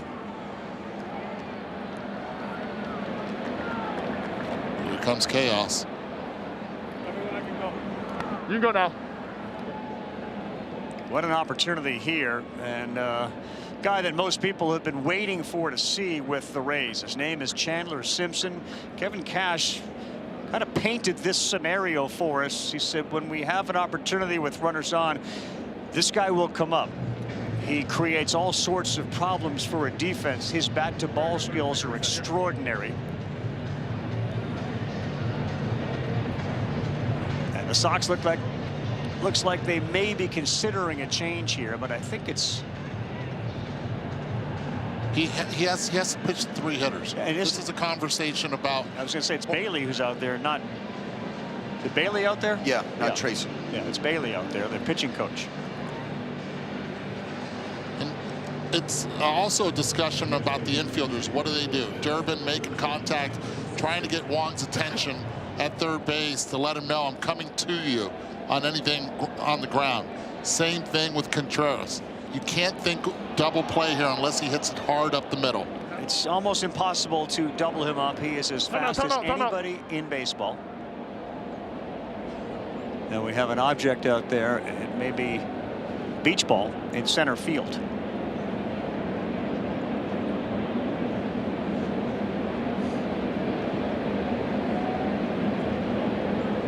Simpson has set the world on fire for the Rays this season. He has been compared, baseball fans who remember Kenny Lofton, Juan Pierre, Deion Sanders, with Caminero at third and DeLuca at second, Williamson at first. They're in on the corners. Oh, no. And did he go? No, so it's 1-0. Kid out of Georgia Tech who lit it up there with his stolen bases, with his on base, with his average. He does not hit the ball over the wall, but he'll put it in play.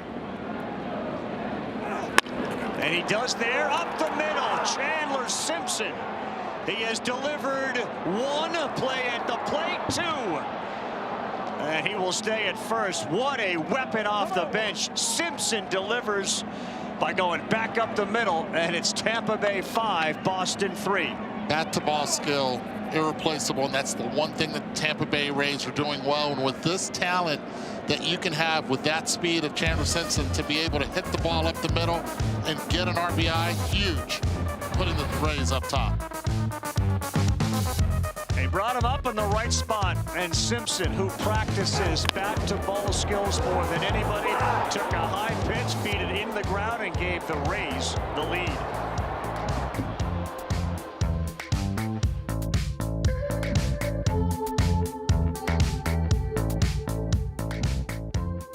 Chicago is now on for the Red Sox. Then a big swing from Cedric Mullins.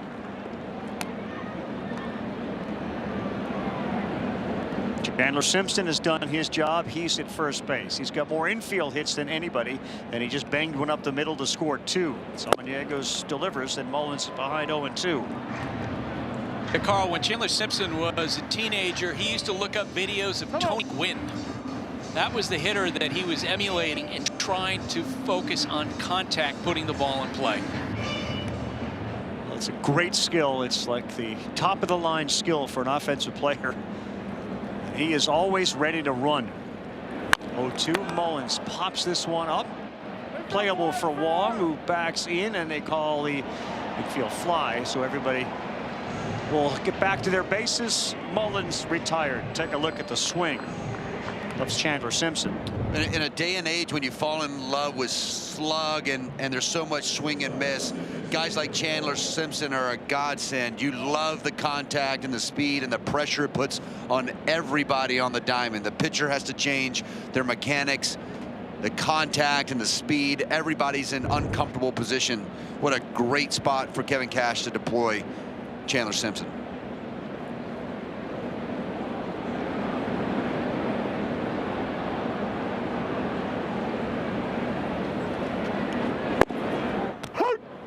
Strike one. And if he didn't have a runner out there, Williamson in front of him, he'd be at second base. He was ready. He was ready to go. I think he'd be at third already.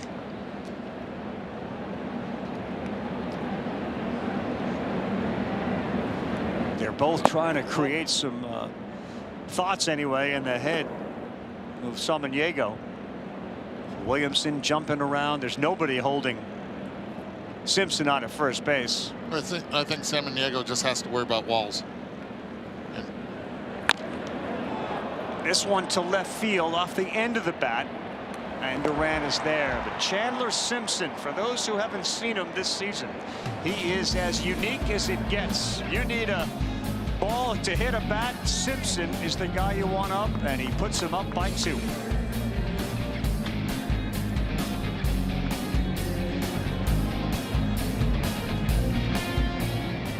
Baseball is presented by Liberty Mutual Insurance. Along with David Ross, Eduardo Perez, Buster Olney, Mike Petriello, I'm Carl Ravitch. MLB Plus $49.99 limited time stream MLB Network 24/7. Select out-of-market games every week. Live radio broadcasts of every game. Game Day 3D. Big inning and minor league action. Visit MLB.com/MLB Plus to subscribe today. Biggie's got a 2-run lead, bottom 6th, middle of the order for the Red Sox. Simpson has gone into play left field. And the new catcher is Hunter Fiducia. They are stuck on 3, and again, remember the Rays have not allowed more than 3 runs in a game in 13 straight games.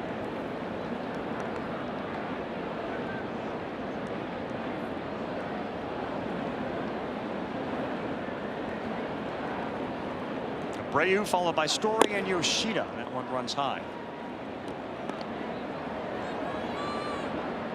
1-2. You talked to Kevin Cash about Simpson, and we all rave and know about his bat-to-ball skills. The improvement that he has made on defense is what he wanted to talk about. This guy, and Mike Petriello sent us a great note. He has picked up immense first jump speed. I think he picked up almost 5 feet in the first second and a half. He was working with Corey Dickerson and Kevin Kiermaier. Yeah. And when you work with two guys that really took their craft to another level at this level, guys like that listen and they pick it up and they look at the numbers. 3-2. Here he goes with a chance in the corner in left. Foul ball. Took a while, but a foul ball. There's not a lot of room over there for a ball to land. There is not, and the ball usually here at this park will blow back towards the field. You see that ball must have had some serious spin on it, but a really difficult here in Wrigley Field, two of the toughest lines to play because you got big walls right next to that foul line. I thought we had teed it up. You had teed it up perfectly to make a nice play. The ball finds you right away. 3-2, and Abreu eyeing it out of the glove of the new catcher. I've always thought that's a sign of a good hitter when they can foul tip one and the catcher doesn't make the play. we just yell no catch out of the dugout. No catch. We need to start practicing those. There's no skill in that. It's just completely luck. Nice swing here from Abreu. Just foul that off. That ball running up and away from him. Fiducia not being able to. If he's hitting 200, you know Fiducia catches that one. Great point. Great point. They caught mine when it were like that. That's for sure. And Abreu underneath it. Center fielder's got a long way to run, but he is there now. And you got speed out there with Mullins in center and Chandler Simpson in left. For more on that, let's bring Mike Petriello in. Go ahead, Mike. Yeah, last year he was actually at -6 in fielding run value, which is incredible considering we obviously know he's got elite speed, and this year already +4. And as you guys alluded to, he did a lot of work with Kevin Kiermaier and Corey Dickerson and the Rays coaches. And the big change here is not his speed. Obviously, he's always had that. It is the reactions. You can measure these things. And how many feet above average do you get in the first second and a half? Last year it was 0, which means average. This year, 5.7 feet, the best in baseball. That's basically his entire body length closer to the ball, which is the difference between making the catch and not. When Kevin Cash had talked about his pre-pitch routine and how he used to sink into his legs to get ready, now he's jumping. Corey Dickerson helping him with a little bit of a jump pre-pitch routine that's really helped him out. Story underneath this one. Williamson, the second baseman, says, I got it. And he does. And just to finish that point, it's interesting because there are so many great players, and Kiermaier was as good an outfielder as there is. He would get into his legs. He would lean into the ground. And it was discovered like not everybody can do that. So Simpson, we should try something else. Yeah, straight outlier when it comes to that. And look, if you look at all the infielders, he is mimicking every infielder as well, getting that first step and be able to be quick. One of a lot of people's and scouts' pet peeves is seeing a flat-footed outfielder. Pitch is coming in and you're just flat-footed and not worried. And now, because everything is measurable, everything is measured, you have to be able to get that elite jump. Well, one of my clips I've seen on social media, you've seen that camera where everybody's up and dropping at the same time. It's like a ballet out there. We'll get a chance to look at Simpson. Here's that jump. The ball was fouled off his way. Like everybody in unison, kind of jumping and landing at the same time to get ready. Well, it's that tennis player getting ready for that serve. Great analogy. Can we get Johnny Mack on here? Maybe we just get Mirber, your wife. She's the tennis player. That's where Dustin Pedroia got it from, right? Growing up playing tennis? Yo no sé. Okay, Memo. On the ground in the hole, diving over there is Williamson, and a one-hopper. What a play by Aranda, and the Rays defense ends the inning. Ben Williamson, the worm burner, up with it, and Aranda, the one hopper.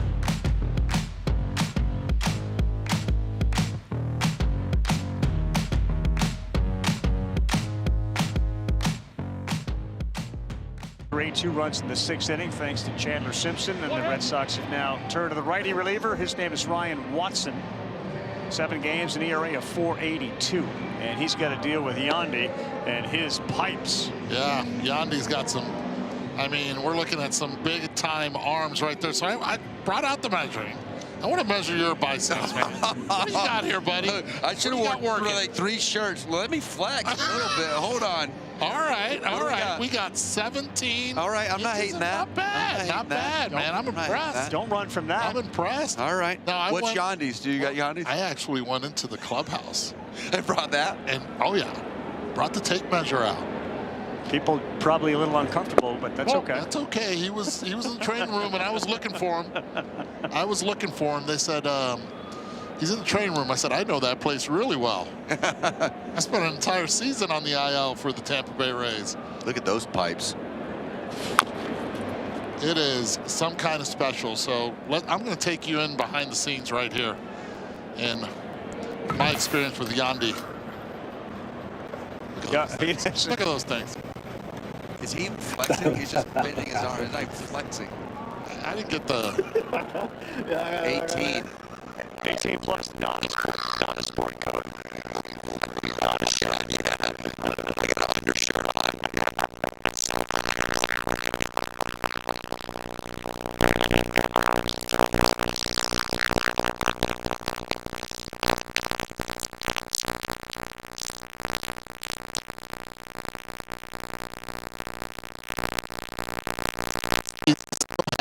Flexibility. The mechanics are impeccable when it comes to hitting the baseball. We saw the deep fly ball he hit for the 3rd run of the game. Well, even Junior mentioned in your one-word answers, he said strong. Strong. Yeah. He's a big guy. Another guy, though, with good back-to-ball skills as he fouls that one off. 1 hit away from a huge milestone. Yep. 1,000 with his next hit. So his highest batting average is 2 skills as he fouls that one off. 1 hit away from a huge milestone, yeah. too. 1,000 with his next hit. So his highest batting average since 2019 with a minimum of 3,000 plate appearances. Look at the contact guys there. Arise, Freeman. What a list. And Yandy Diaz is right there with 292 on the average, but he is gone fishing right there. Just staring at one at 95 from Watson.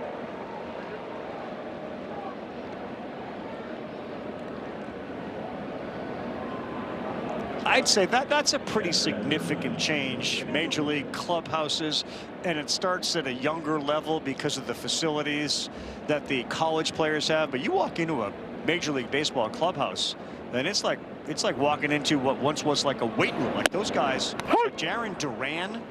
Yeah. You know, you think you're watching something on an old Wide World of Sports. Well, these guys are taking care of their bodies on a different level now than even when I played and you played, 10 years ago for me. And the body mechanics, the information they have about how their body works is really changed so much. There's so much more information as there is in the game in general. I also went into the Red Sox clubhouse and I got Aroldis Chapman. It's like Aroldis, 38-year-old Aroldis Chapman. He's another guy he's a big man. Bowling ball. Well built, and I told him about Yandy, and he goes, dude, you got to measure those biceps. That's when I got the idea. That was good. You just always carry travel. That's my thought. Just have a tape measure in my pocket everywhere I go. Oh yeah. You gotta have a sewing kit ready. Eddie is the epitome of efficiency on the road. He's helped me out a lot today already. In the last hour. Saved me. Again, security blanket, Stayed away from Caminero with the last one. Watson in a dangerous spot, 2-0. Hit 115 miles an hour. And everything's been away. You have to stay away against Junior Caminero. Crushes pitches in, Anything you said, 95 miles per hour or more, on middle end, there's nobody better in the game than Junior Caminero. Careful with one down the middle on a 3-0. And take the walks. They give it to you, take it. I think the maturity level, as you know, he's obviously a really talented young hitter with a ton of power, but that maturity level as he continues to be in the league and get to know everybody and just dominate, that strike zone is going to shrink for him. He's just going to get better and better is the plan, I'm sure.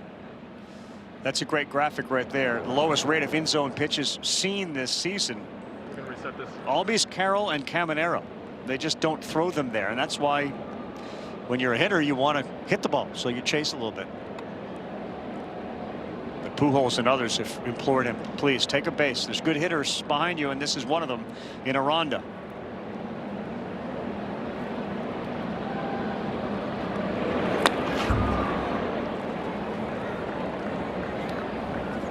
And with Aranda, again, they pitch to the hitter's weaknesses. Aranda's weakness is the pitch up. Already 1 strikeout today, 0 for 3. You pitch down to Jonathan Aranda. He knows how to find barrel to that pitch. Well, nope, 1-1. Yankees won again today. As you look at the American League East, they sit there at 26-12. They scored 9 more against the Rangers and won 9-2. Red Sox and Blue Jays began the day 16-21. There's a team that's rolling and soon to get Cole and Rodon back. On the ground at Durbin, he'll go the short way to Story, and that will do it in the top of the 7th inning. No runs in. Caminero stranded. Bottom 7 coming up with 6, 7, 8 for Boston. 100 years ago. Fellas, the NBA Conference Semis continue Saturday night on ABC. Game 3 as the Thunder will take on LeBron and the Lakers. Tip-off at 8:30 Eastern Time. Coverage begins with NBA tip-off at 8. Catch it on ABC, and as always, the game is available on the ESPN app. Kevin Kelly, the righty, follows Biggie and the Rays relief corps, and he gets a swing and a miss from Rafaela. Biggie was really good, and now they turn it over to Kelly. Come on. Who will throw a sinker, a changeup, a sweeper, and a four-seamer. Kelly relies on soft contact. It's the definition of uncomfortable contact. Going to work the edges, not overpowering.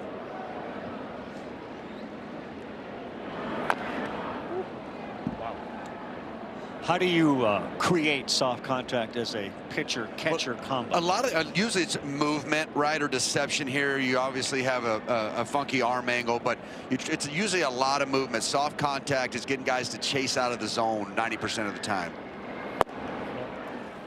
And if there's a guy that can chase out of the zone, it's he's at the plate right now. You talk about the Tampa Bay Rays working lanes, getting their pitchers for guys that have the ability to reach and go out of the zone. Yeah, 1-2, end of the bat, left center field. Simpson gives way to Mullins. Mullins is there. Griffin Jack started. Hunter Biggie then came on. What did he do well? Well, he just dominated the corners. He's coming right at these guys. When he started, the late movement in, we talked about how well he was dominating the ball in. You see that late movement, the four-seamer up, get these guys to chase out of the zone, and he's working every edge or just off. And the tempo was good, and you feel like you're on the defense as a hitter when guys are coming at you like that. Ball 1. I love the idea that he came out of Harvard University in the 12th round. Another reminder that there's nothing linear about your journey to the big leagues, as Meyer fouls that one off. It's a really good point. What round were you drafted in, Eddie? First. Never mind.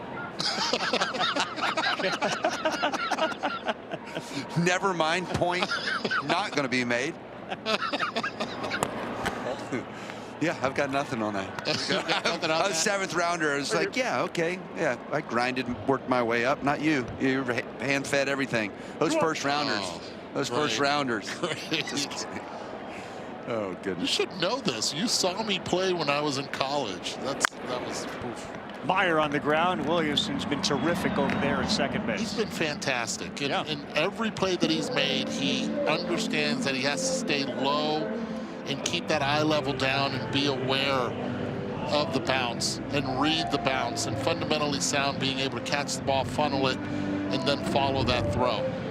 There's a third baseman who plays second base. It's such a Rays thing, and it goes back to Ben Zobrist. But it stays down on it perfectly. And that's what you said. You said it from the get-go, but he is eye level down there. I always felt like as a catcher in the best infield, you get your eyes down there. That's how we see the ball the best and are able to adjust to the different hops.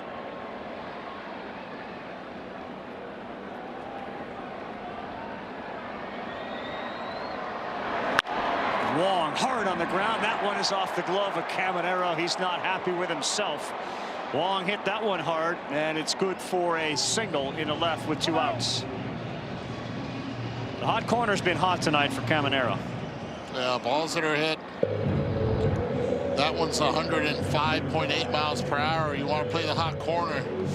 That would have caught him cleanly. That would have really put some pain into that wrist. Just right off the heel of the glove. He's mad he didn't come up with that one. Well, he saw 2 balls hit softly, and then you get that one to the corner.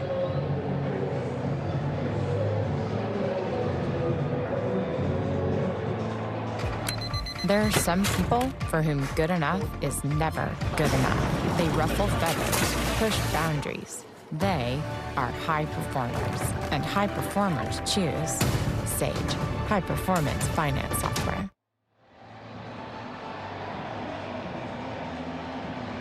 What would you think this meeting is about? I mean, that's a hard hit ground ball. Could have conceivably been the third out.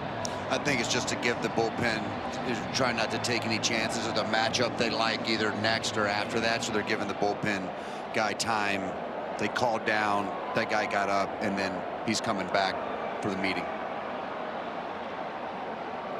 Kelly got Rafaela to fly out to center. It's called Sulcer warms up. The ground ball from Meyer and the single from Wong. So Durbin is a potential tying run. Remember, the Rays have got a streak of 13 straight games in which they've given up 3 runs or fewer. Pours in a strike, a sinker.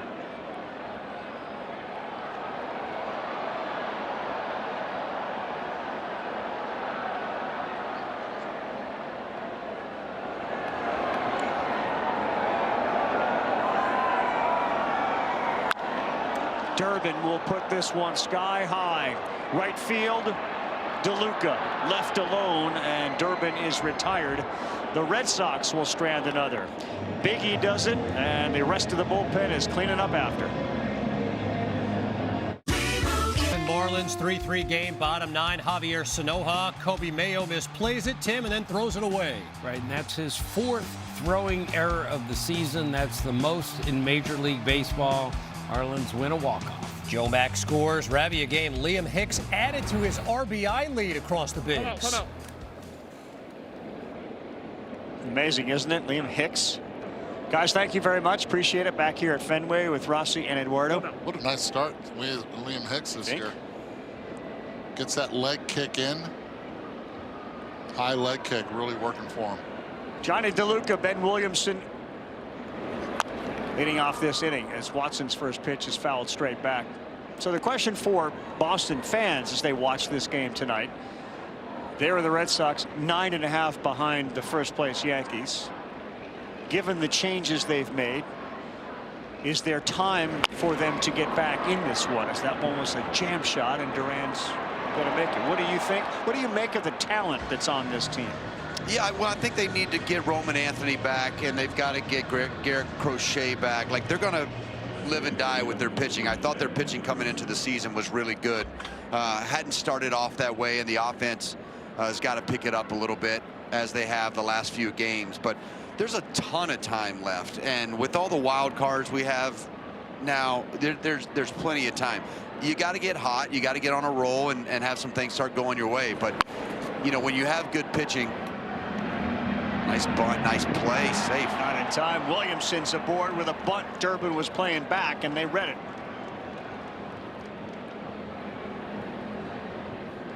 It's Williams. Williamson's third time on base, second hit, already on base with the walk as well. You play back, you'll take advantage of it. I love it. Doesn't matter the score, doesn't matter the outs. Like, we're going to take what you're giving us. And now what do? You got the lightning quick Simpson, so Durbin is in on the grass. Then Williamson, who is a threat to go at first, not going, and that one is just down. Carl, you mentioned the infielders in on the corner. What they can measure that now that defenses against Chandler Simpson in 9 feet closer than just about any other hitter. No. Yeah, we're good. Thank you. He led Conference USA in stolen bases years ago. He was at UAB, and then he transferred to Georgia Tech, and he was outstanding there. The Rays chose him in the secondary part of the second round out of Tech. He signed. He was the 22nd best prospect in the Rays system. And look at this. This one is into right, and if it gets by, Abreu picked it up. Simpson is thinking 3. He's going. Coming in to score ahead of him is Williamson, and that speed ends up on third with a triple. And you could just sense Abreu knowing if this gets by me, it's an inside the park home run. Easy. Easy. It would have been inside the park home run if that gets by him. And so tricky it is when it's past the pesky corner in right. And he would have been running, taking 3 left turns, but it's beautiful. Just the way he runs, he understands that he's got Williamson ahead of him, sees where Williamson is, going and score. He stands up at third base with his 3rd RBI of the night. It feels like he plays the game in slow motion.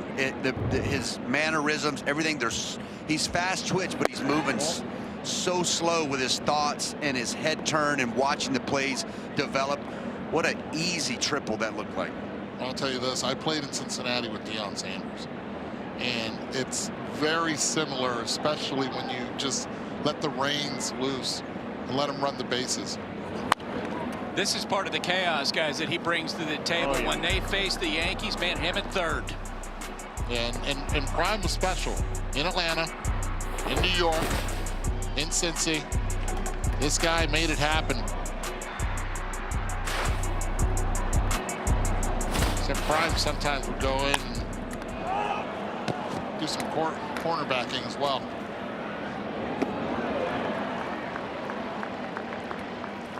Foul pop out off the bat of Mullins. You have started to think like you got to keep an eye on Simpson because he may try to tag on that play. Yeah, well, you got to keep an eye on him, especially now with 2 outs at third base.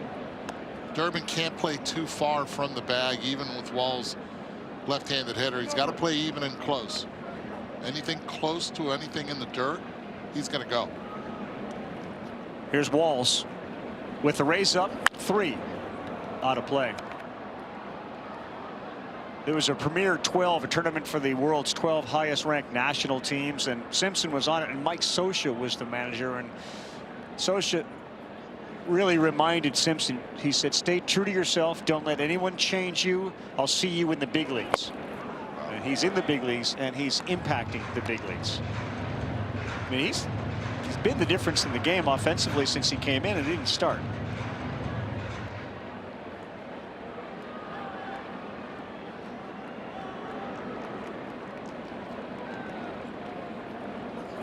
Ooh, that was close. It's hard not to be impressed by Tampa and the approach they have, and if they do get pitching, and this is a staff that's been kind of decimated by injuries. I mean, Pepio out, Matz is currently out. Those 2 guys right there on the left of the screen whispering to each other, the new owners of the Rays. Walls, he thought about it. They're always looking for an advantage. Yeah. You back up at third base, which Durbin did, and Walls is ready to pounce on it. Able to handle the bat and do any little thing. With 2 strikes. With 2 strikes. Playing the game. They don't care.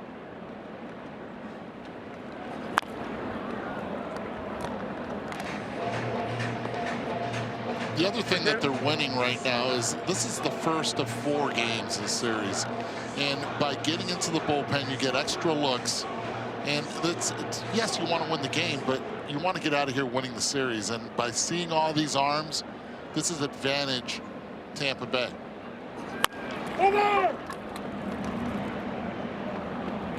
It's a really good point. You know, those long series and, you know, Tampa having the off day and Boston not, you know, you're trying to get as many looks as you possibly can. That's something I don't think that big picture wise we talk about a whole lot, but winning a series goes into how many times I'm going to have to use my horses to win games when we have the lead, or how much can I stretch out, you know, a 2-run lead and make it a 5-4 run lead and not have to go to the guys I use all the time in high leverage.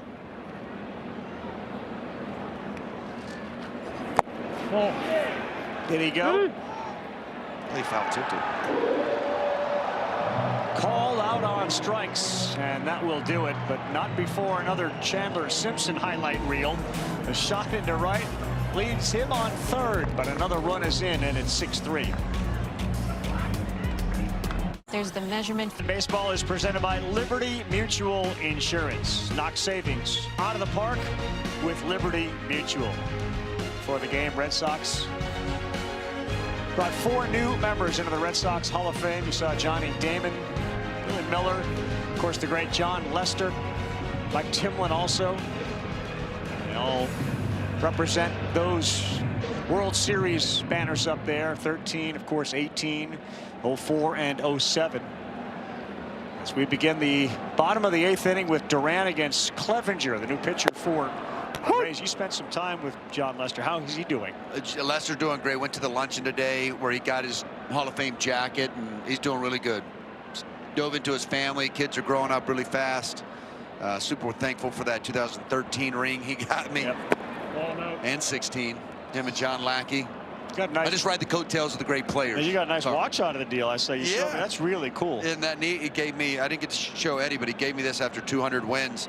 I caught the most of his 200 wins that he had, and he gave me this watch and engraved it, so pretty cool. Duran gets underneath one to center field. Now it's no one there. Boy, Mullins looked like he had it. Duran hustles into second where he is safe. I'm going to touch on Duran first. That's exactly what Jarren Duran does every time out of the box. He hustles, did not take that for granted. Now, that ball has to be caught. Center field, I know Cedric Mullins is playing deep, but he gives up on this ball right then and there. He's got to take charge and get that ball. It's a center fielder's ball. He knows it once it hits the ground. When we've watched the balls today, you see Jarren Duran here keeping his head up, a little bit pissed off, but does a nice job of kind of turning it back on. But we've seen the balls carry to center field all day. It's why the infielders stopped running. As the outfielders, you got to know that. Don't give up on anything in the air here tonight. Well, now Contreras up on a rare mistake, mental mistake. Mullins had that ball, and I'm sure DeLuca looked at him and said it was your ball. And when you looked at where he pulled up and where that ball landed, a catchable ball. And now their 3-run streak is in jeopardy with nobody out and a runner at second base. Well,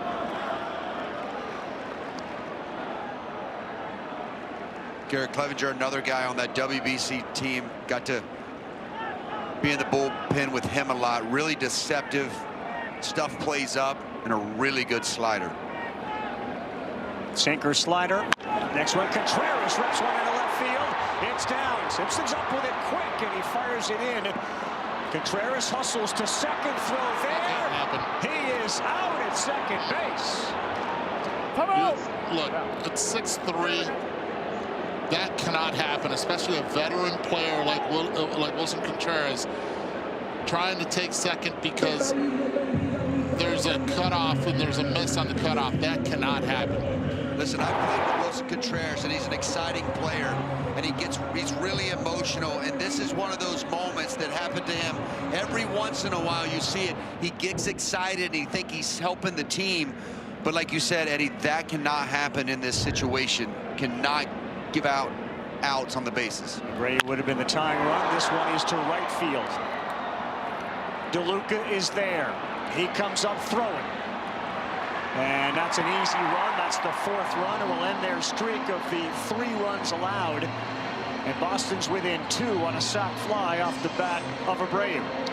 Yeah, especially when Abreu, who has been their most consistent hitter all season, would have been the potential tying run. Yep.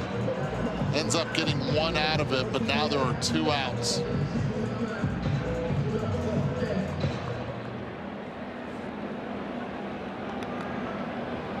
The shortstop is Story with the bases empty.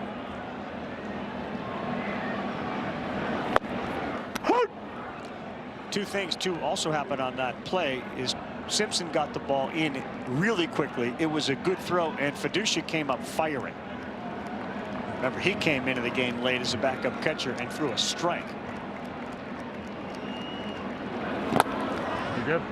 And part of what Corey Dickerson has been working with Simpson on is to be as efficient as possible with his movements. He doesn't have a great arm, but what Corey's saying is, look, if you do everything right, then you can get the ball in quickly. He certainly did in that situation. Well, you want to put it in the hands of those middle infielders as fast as you possibly can. No matter what kind of arm you have, get it in those guys' hands and let them distribute the ball effectively. What was it like being in the bullpen during the WBC? But first, take a look at this throw by your catcher. Yeah, it was really nice coming to get it out in front. Really nice job, right on the money there. Just Contreras just getting a little bit excited, and he's so mad. Yeah. And not only that, it bails out a lot of the pitching because this tells the story. Clevenger's still in the game to face Story, right? Most likely, they're not. Brian Baker, who has been closing games for the Tampa Bay Rays, and also Seymour, pitched 3 out of the last 4 days. They might be down tonight. Probably are. So what was it like in that? Because you're handing the ball or you're helping, you know, they're all stars. Yeah, they're all. I mean, it's like, you know, it's not like managing a regular team where you're like, I don't know who's going to be good down there today.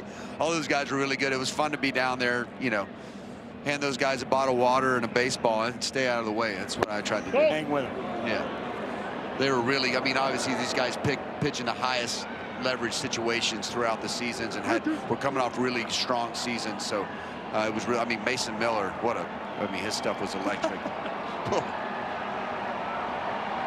3-2, crowd into it, some of them on their feet. And Story fouls that back. Yeah, what was the advice you gave Mason Miller, Rossi? I tend to lay out, as we say in the TV world. Say nothing. Say zero. Like, hey, you want me to take the cap off this bottle of water or not?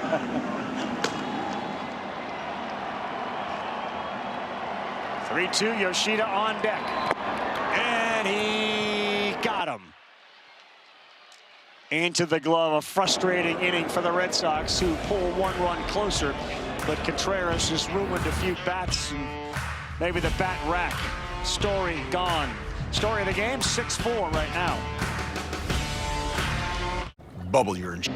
We got another stellar WWE Premium Live event coming your way Saturday, 6 Eastern. Backlash comes to Tampa.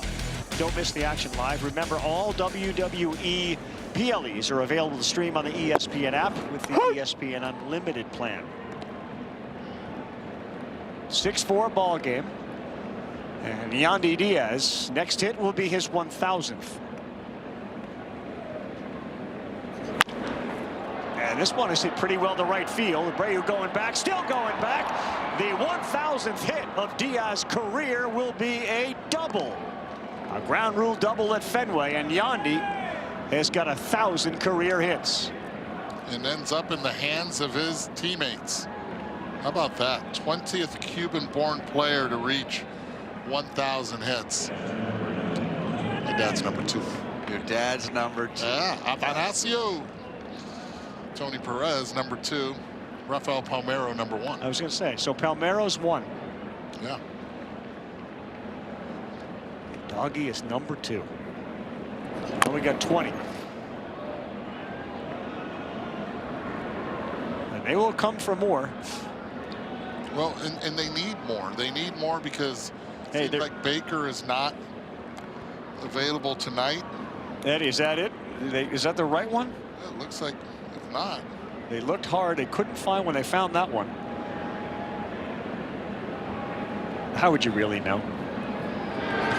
Just throw a sticker on it. There's a bunt. That will get the run to third. Durbin, that's a tough pick. Meyer is able to make the play, but down to third base goes Diaz. And a good job by Fiducia. Think about what Simpson and Fiducia have done to impact this game. I mean, it's the Rays way, right? We talked about it coming in, but seeing it firsthand consistently is constant pressure. It's line to line, and you got just a skill set that seems to be missing a lot of the times in our game. Looks like we might have a pinch runner. Nice bunt.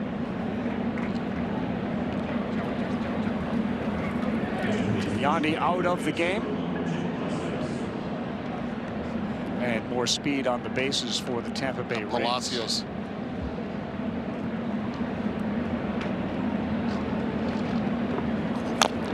And this is where Caminero has to, and he'll get it eventually, has to be able to get the pitch that he wants. Infield's in. This is where the heart rate starts speeding up a little bit. He has struggled this year with runners in scoring position. You look at the numbers, 9 home runs, only 16 runs batted in. A lot of opportunities. And most likely the scouting report says just let him chase out of the zone. They're trying to get, it's the first time that they've gone into him here back-to-back with Watson and the two-seamer, trying to get him to get the ball on the ground over there to the left side. Palacios leads off third. That one sails in high on a sweeper, looking for a new baseball. So, I mean, look at the names on this list that he joined before his 23rd birthday with the 45 homer season. DiMaggio, Matthews, Bench, Vlad Jr., and Junior Caminero. Is that good? That's a Hall of Fame trajectory. I mean, that's for sure.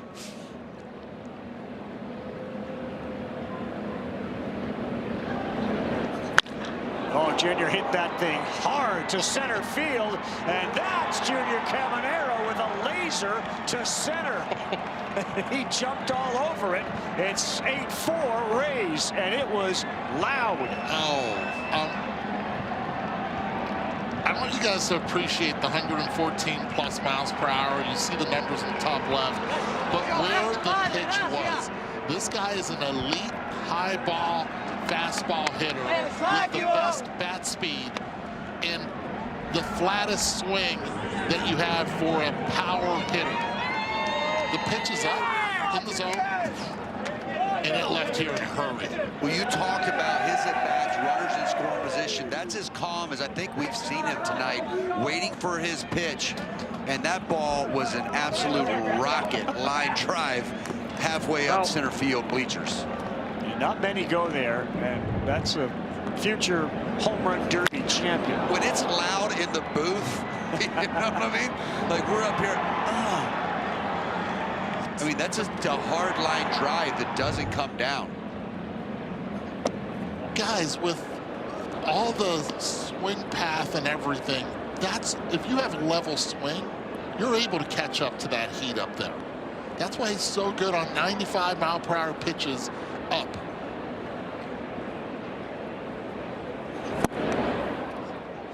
Look, the game comes easy, and certain aspects come easy to people. Hitting the fastball, and Junior Caminero, it comes easy to him. 1-2. He's unique. You just saw the list of names he's on. I don't know what that feels like. I know you're a good hitter. I don't know what hitting coming easy to anybody feels like. But you're right, Carl. I mean, it just looks like he's so young and calm, and we've got so much young talent in the game right now, and he's one of those guys.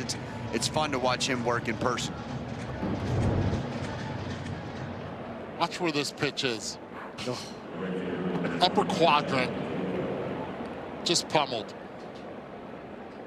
Watch the bat path here. Hands stay up the entire time. Oh, we're going to enjoy this for many years to come.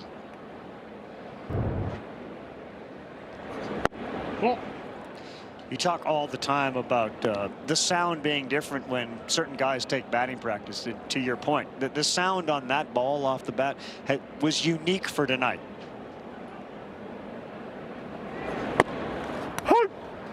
I appreciate Rafaela taking a few steps back, but that's 450 feet away where it landed. The courtesy trot. His pitcher Watson probably appreciates that. There's one that's going to get down in front of the left fielder out there, Duran, who's quickly over there to pick it up. And he's able to hit elite pitching, late inning pitching, because that's where when velocity comes into play. And he catches up to that velocity with that bat speed. And that's when you want your superstars to be able to come through in the clutch. I remember that most about David Ortiz and being in these moments. Like, it didn't matter how hard those guys threw, he was clutch because he could time up that fastball. It didn't matter how hard those late guys. Oh, he's admiring it right now. Check the iPad. Dig me session. There are certain moments that warrant a dig myself. No doubt. And that's one of them.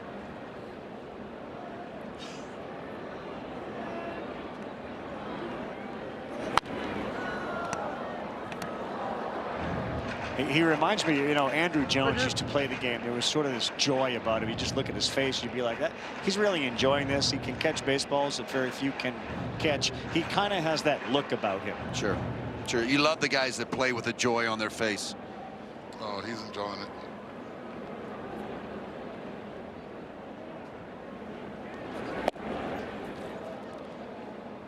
I always thought Lindor was one of those guys. Yeah, it just looks like they're happy out there playing baseball. Christopher Morel, that was with the Tampa Bay, and you know, like some of these guys just. You're like, I'm not enjoying it as much as he is. Like, why is that the case? Right.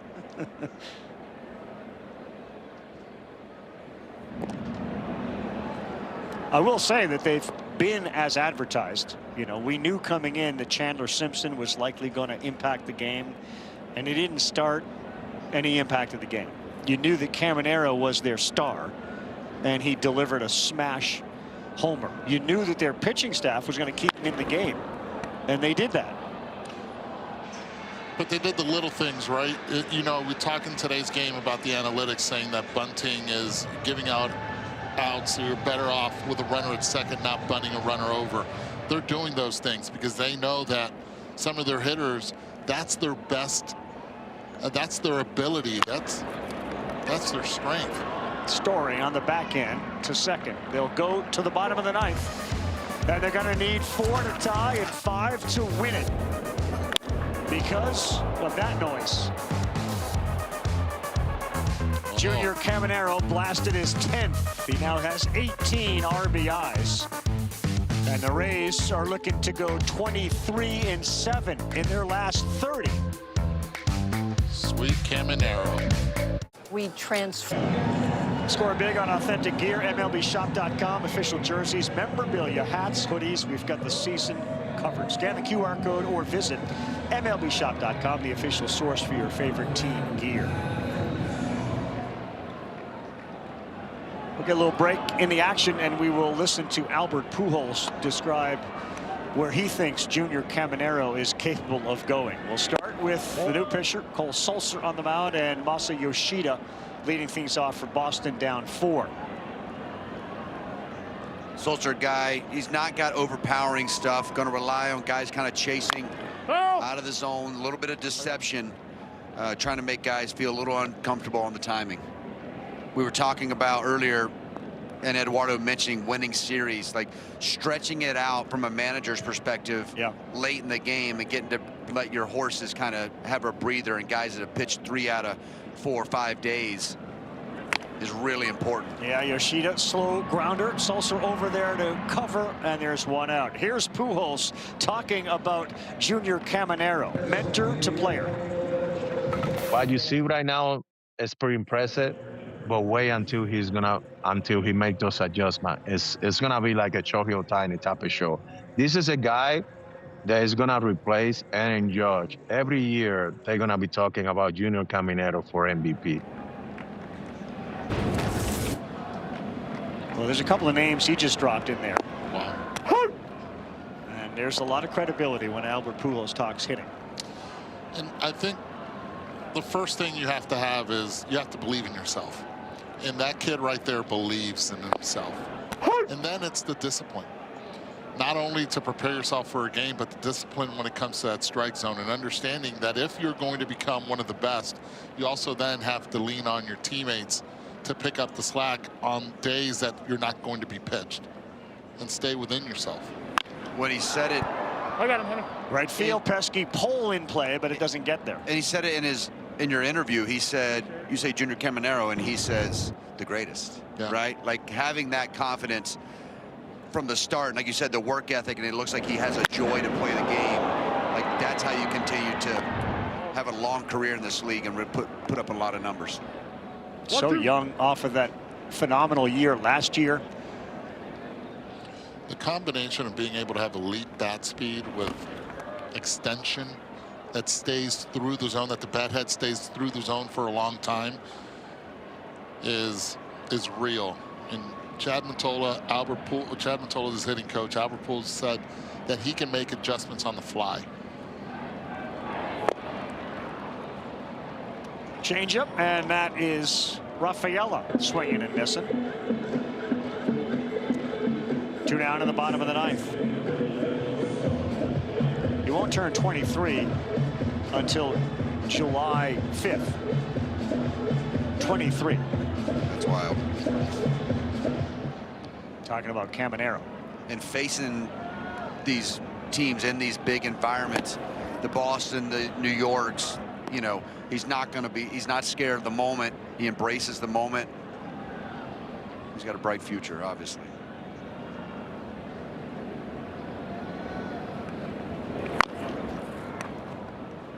Strike away from making it 7 in a row. This is a Rays team that started the season 2-5. And the Yankees, who've had such a great start to the season, just can't shake him yet. Remember, the Rays owned the Yankees in their first meeting. It's a fast game that they play. 1-2. It's a different game. Yeah, no doubt about it. Definitely. Well, when you're preparing for a team and they like this and they come in, you've got to go over some things as a coaching staff. Yeah, things you haven't talked about. I mean, you know, we've done this game long enough to realize like the bunt was a lost art. They're embracing it. They welcome it. This is something we do that no one else does, which means you probably don't really know how to defend it too well. Well, you combine that with speed as well. Oh. 2 hits.